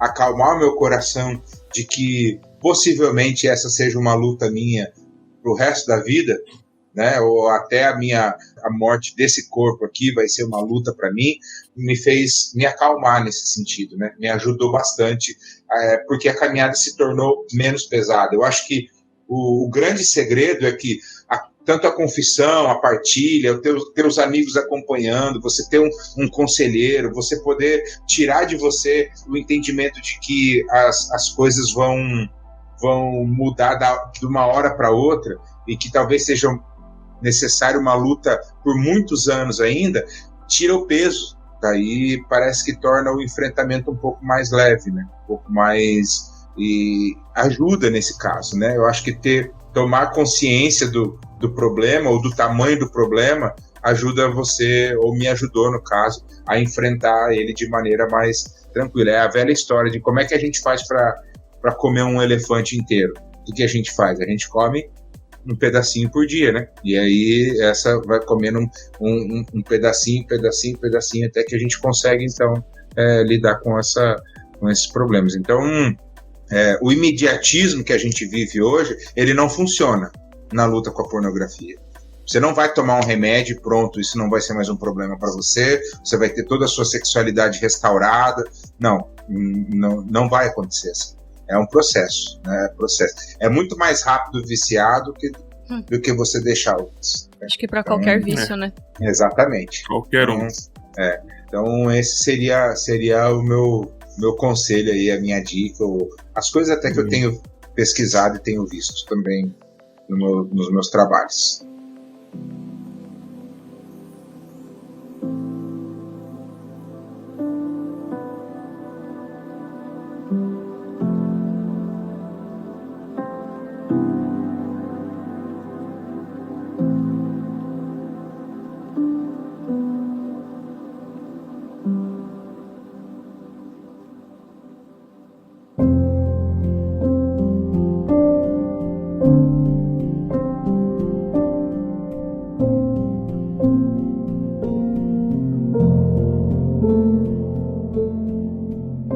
Agradece vocês que participaram, agradece quem ouviu também, você que está ouvindo. tem esse vício, tem esse problema. Escuta o que a gente conversou nesse programa, pensa sobre as dicas que foram dadas aqui no final e procure ajuda, procure pessoas que possam ser um círculo de cuidado para você, onde você possa se abrir e dar esses passos, encontrar a sua forma de conseguir passar por esse problema a cada dia. E também que a gente, como igreja, possa pensar, discutir esse tema sexualidade, o quanto isso é importante e impacta nesse assunto que é o central do programa que a gente está gravando aqui. A gente passou por isso e conversou bastante sobre isso, eu fiquei bem feliz. Nem a princípio não era um tópico do nosso ponto, mas ele se mostrou muito importante de conversar sobre o não falar sobre sexualidade, contribui para que esse problema, né? Sim. Surja, e o não falar fica esse tema nebuloso e a pessoa acaba indo procurar de outras formas. Então a gente precisa falar sobre isso. E indo aos poucos, às vezes vai começar com a caixinha de pergunta na igreja, mas que a gente possa evoluir. O missionário responder. E não jogar só nas costas do missionário que vai lá, mas que não seja uma noite a cada 3 anos ali, né, no encontro de casais, mas que a gente possa ir conforme adequado para cada idade, para cada grupo, a gente possa ir falando sobre isso. Agradeço então, Samuel, obrigado por ter topado mais uma vez estar com a gente aí para falar sobre isso, pela disposição. Valeu, eu que agradeço mais uma vez, Crentaço, por poder falar de um tema que eu gosto bastante, importante para mim, e estamos aí, né, precisando também, me coloco à disposição também, se quiser mandar um direct lá no Instagram, né, samuelpinheiro.a. Não pense que eu não falo sobre esse assunto no meu Instagram é foto da minha filha, ultimamente é praticamente isso só, né? Mas sua filha do Corinthians. O Corinthians é um pouco menos, né? Mas mas se precisarem, manda lá um direct, a gente pode conversar também, estou à disposição e obrigado mais uma vez aí pela confiança da Crentaços, de poder estar com vocês, é sempre uma alegria muito grande para mim. E, por favor, me convidem para outros assuntos, para outros temas, e o que vocês quiserem aí, estou à disposição. Burja, um torcedor do grandioso Vila Nova. Salve o Vila Nova, tricampeão.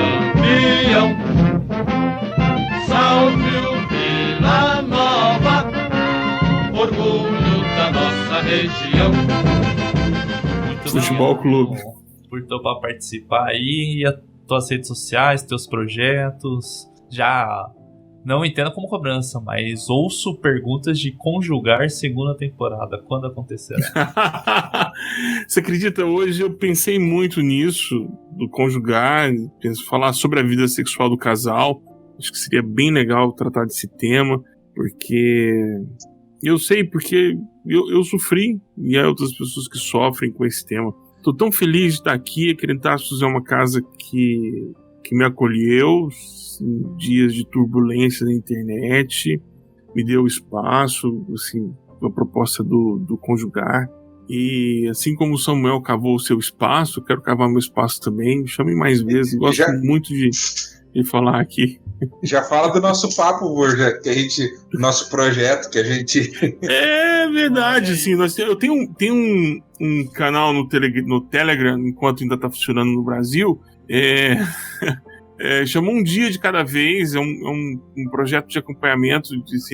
Agora, por enquanto, eu estou só postando o que a gente está gravando das lives, mas a ideia é ter alguns seminários com homens e mulheres para tratar desse tema da pornografia, trabalhar esse tema de forma mais individualizada. A ideia é sempre tratar o tema de forma individualizada, a gente fala um pouquinho no coletivo, mas à medida do tempo que a gente tem, ajudar as pessoas a se livrarem disso, ou aprender a lidar com os altos e baixos desse tema. A primeira coisa que a gente tem que entender, você ainda continua sendo filha e filho de Deus depois que você foi no RedTube, ok?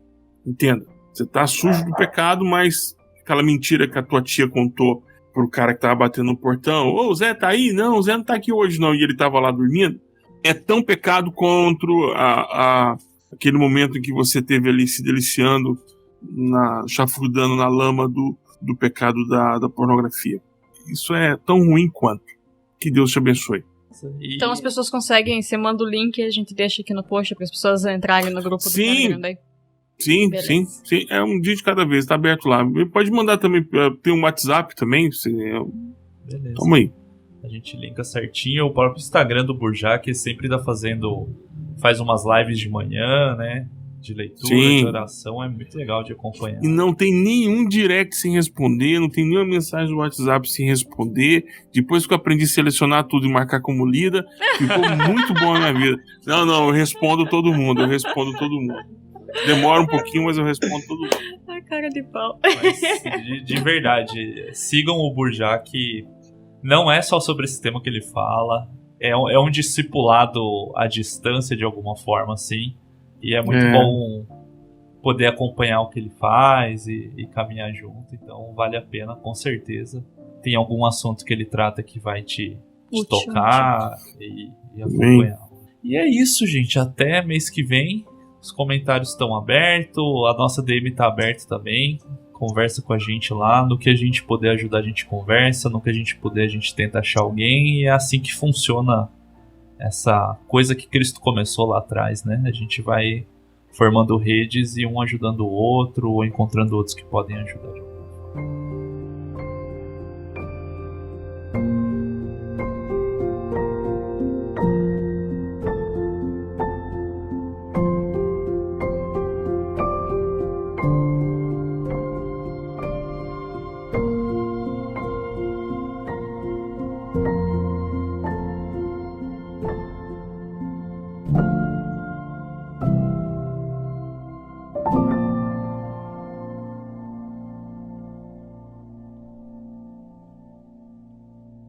Mamãe!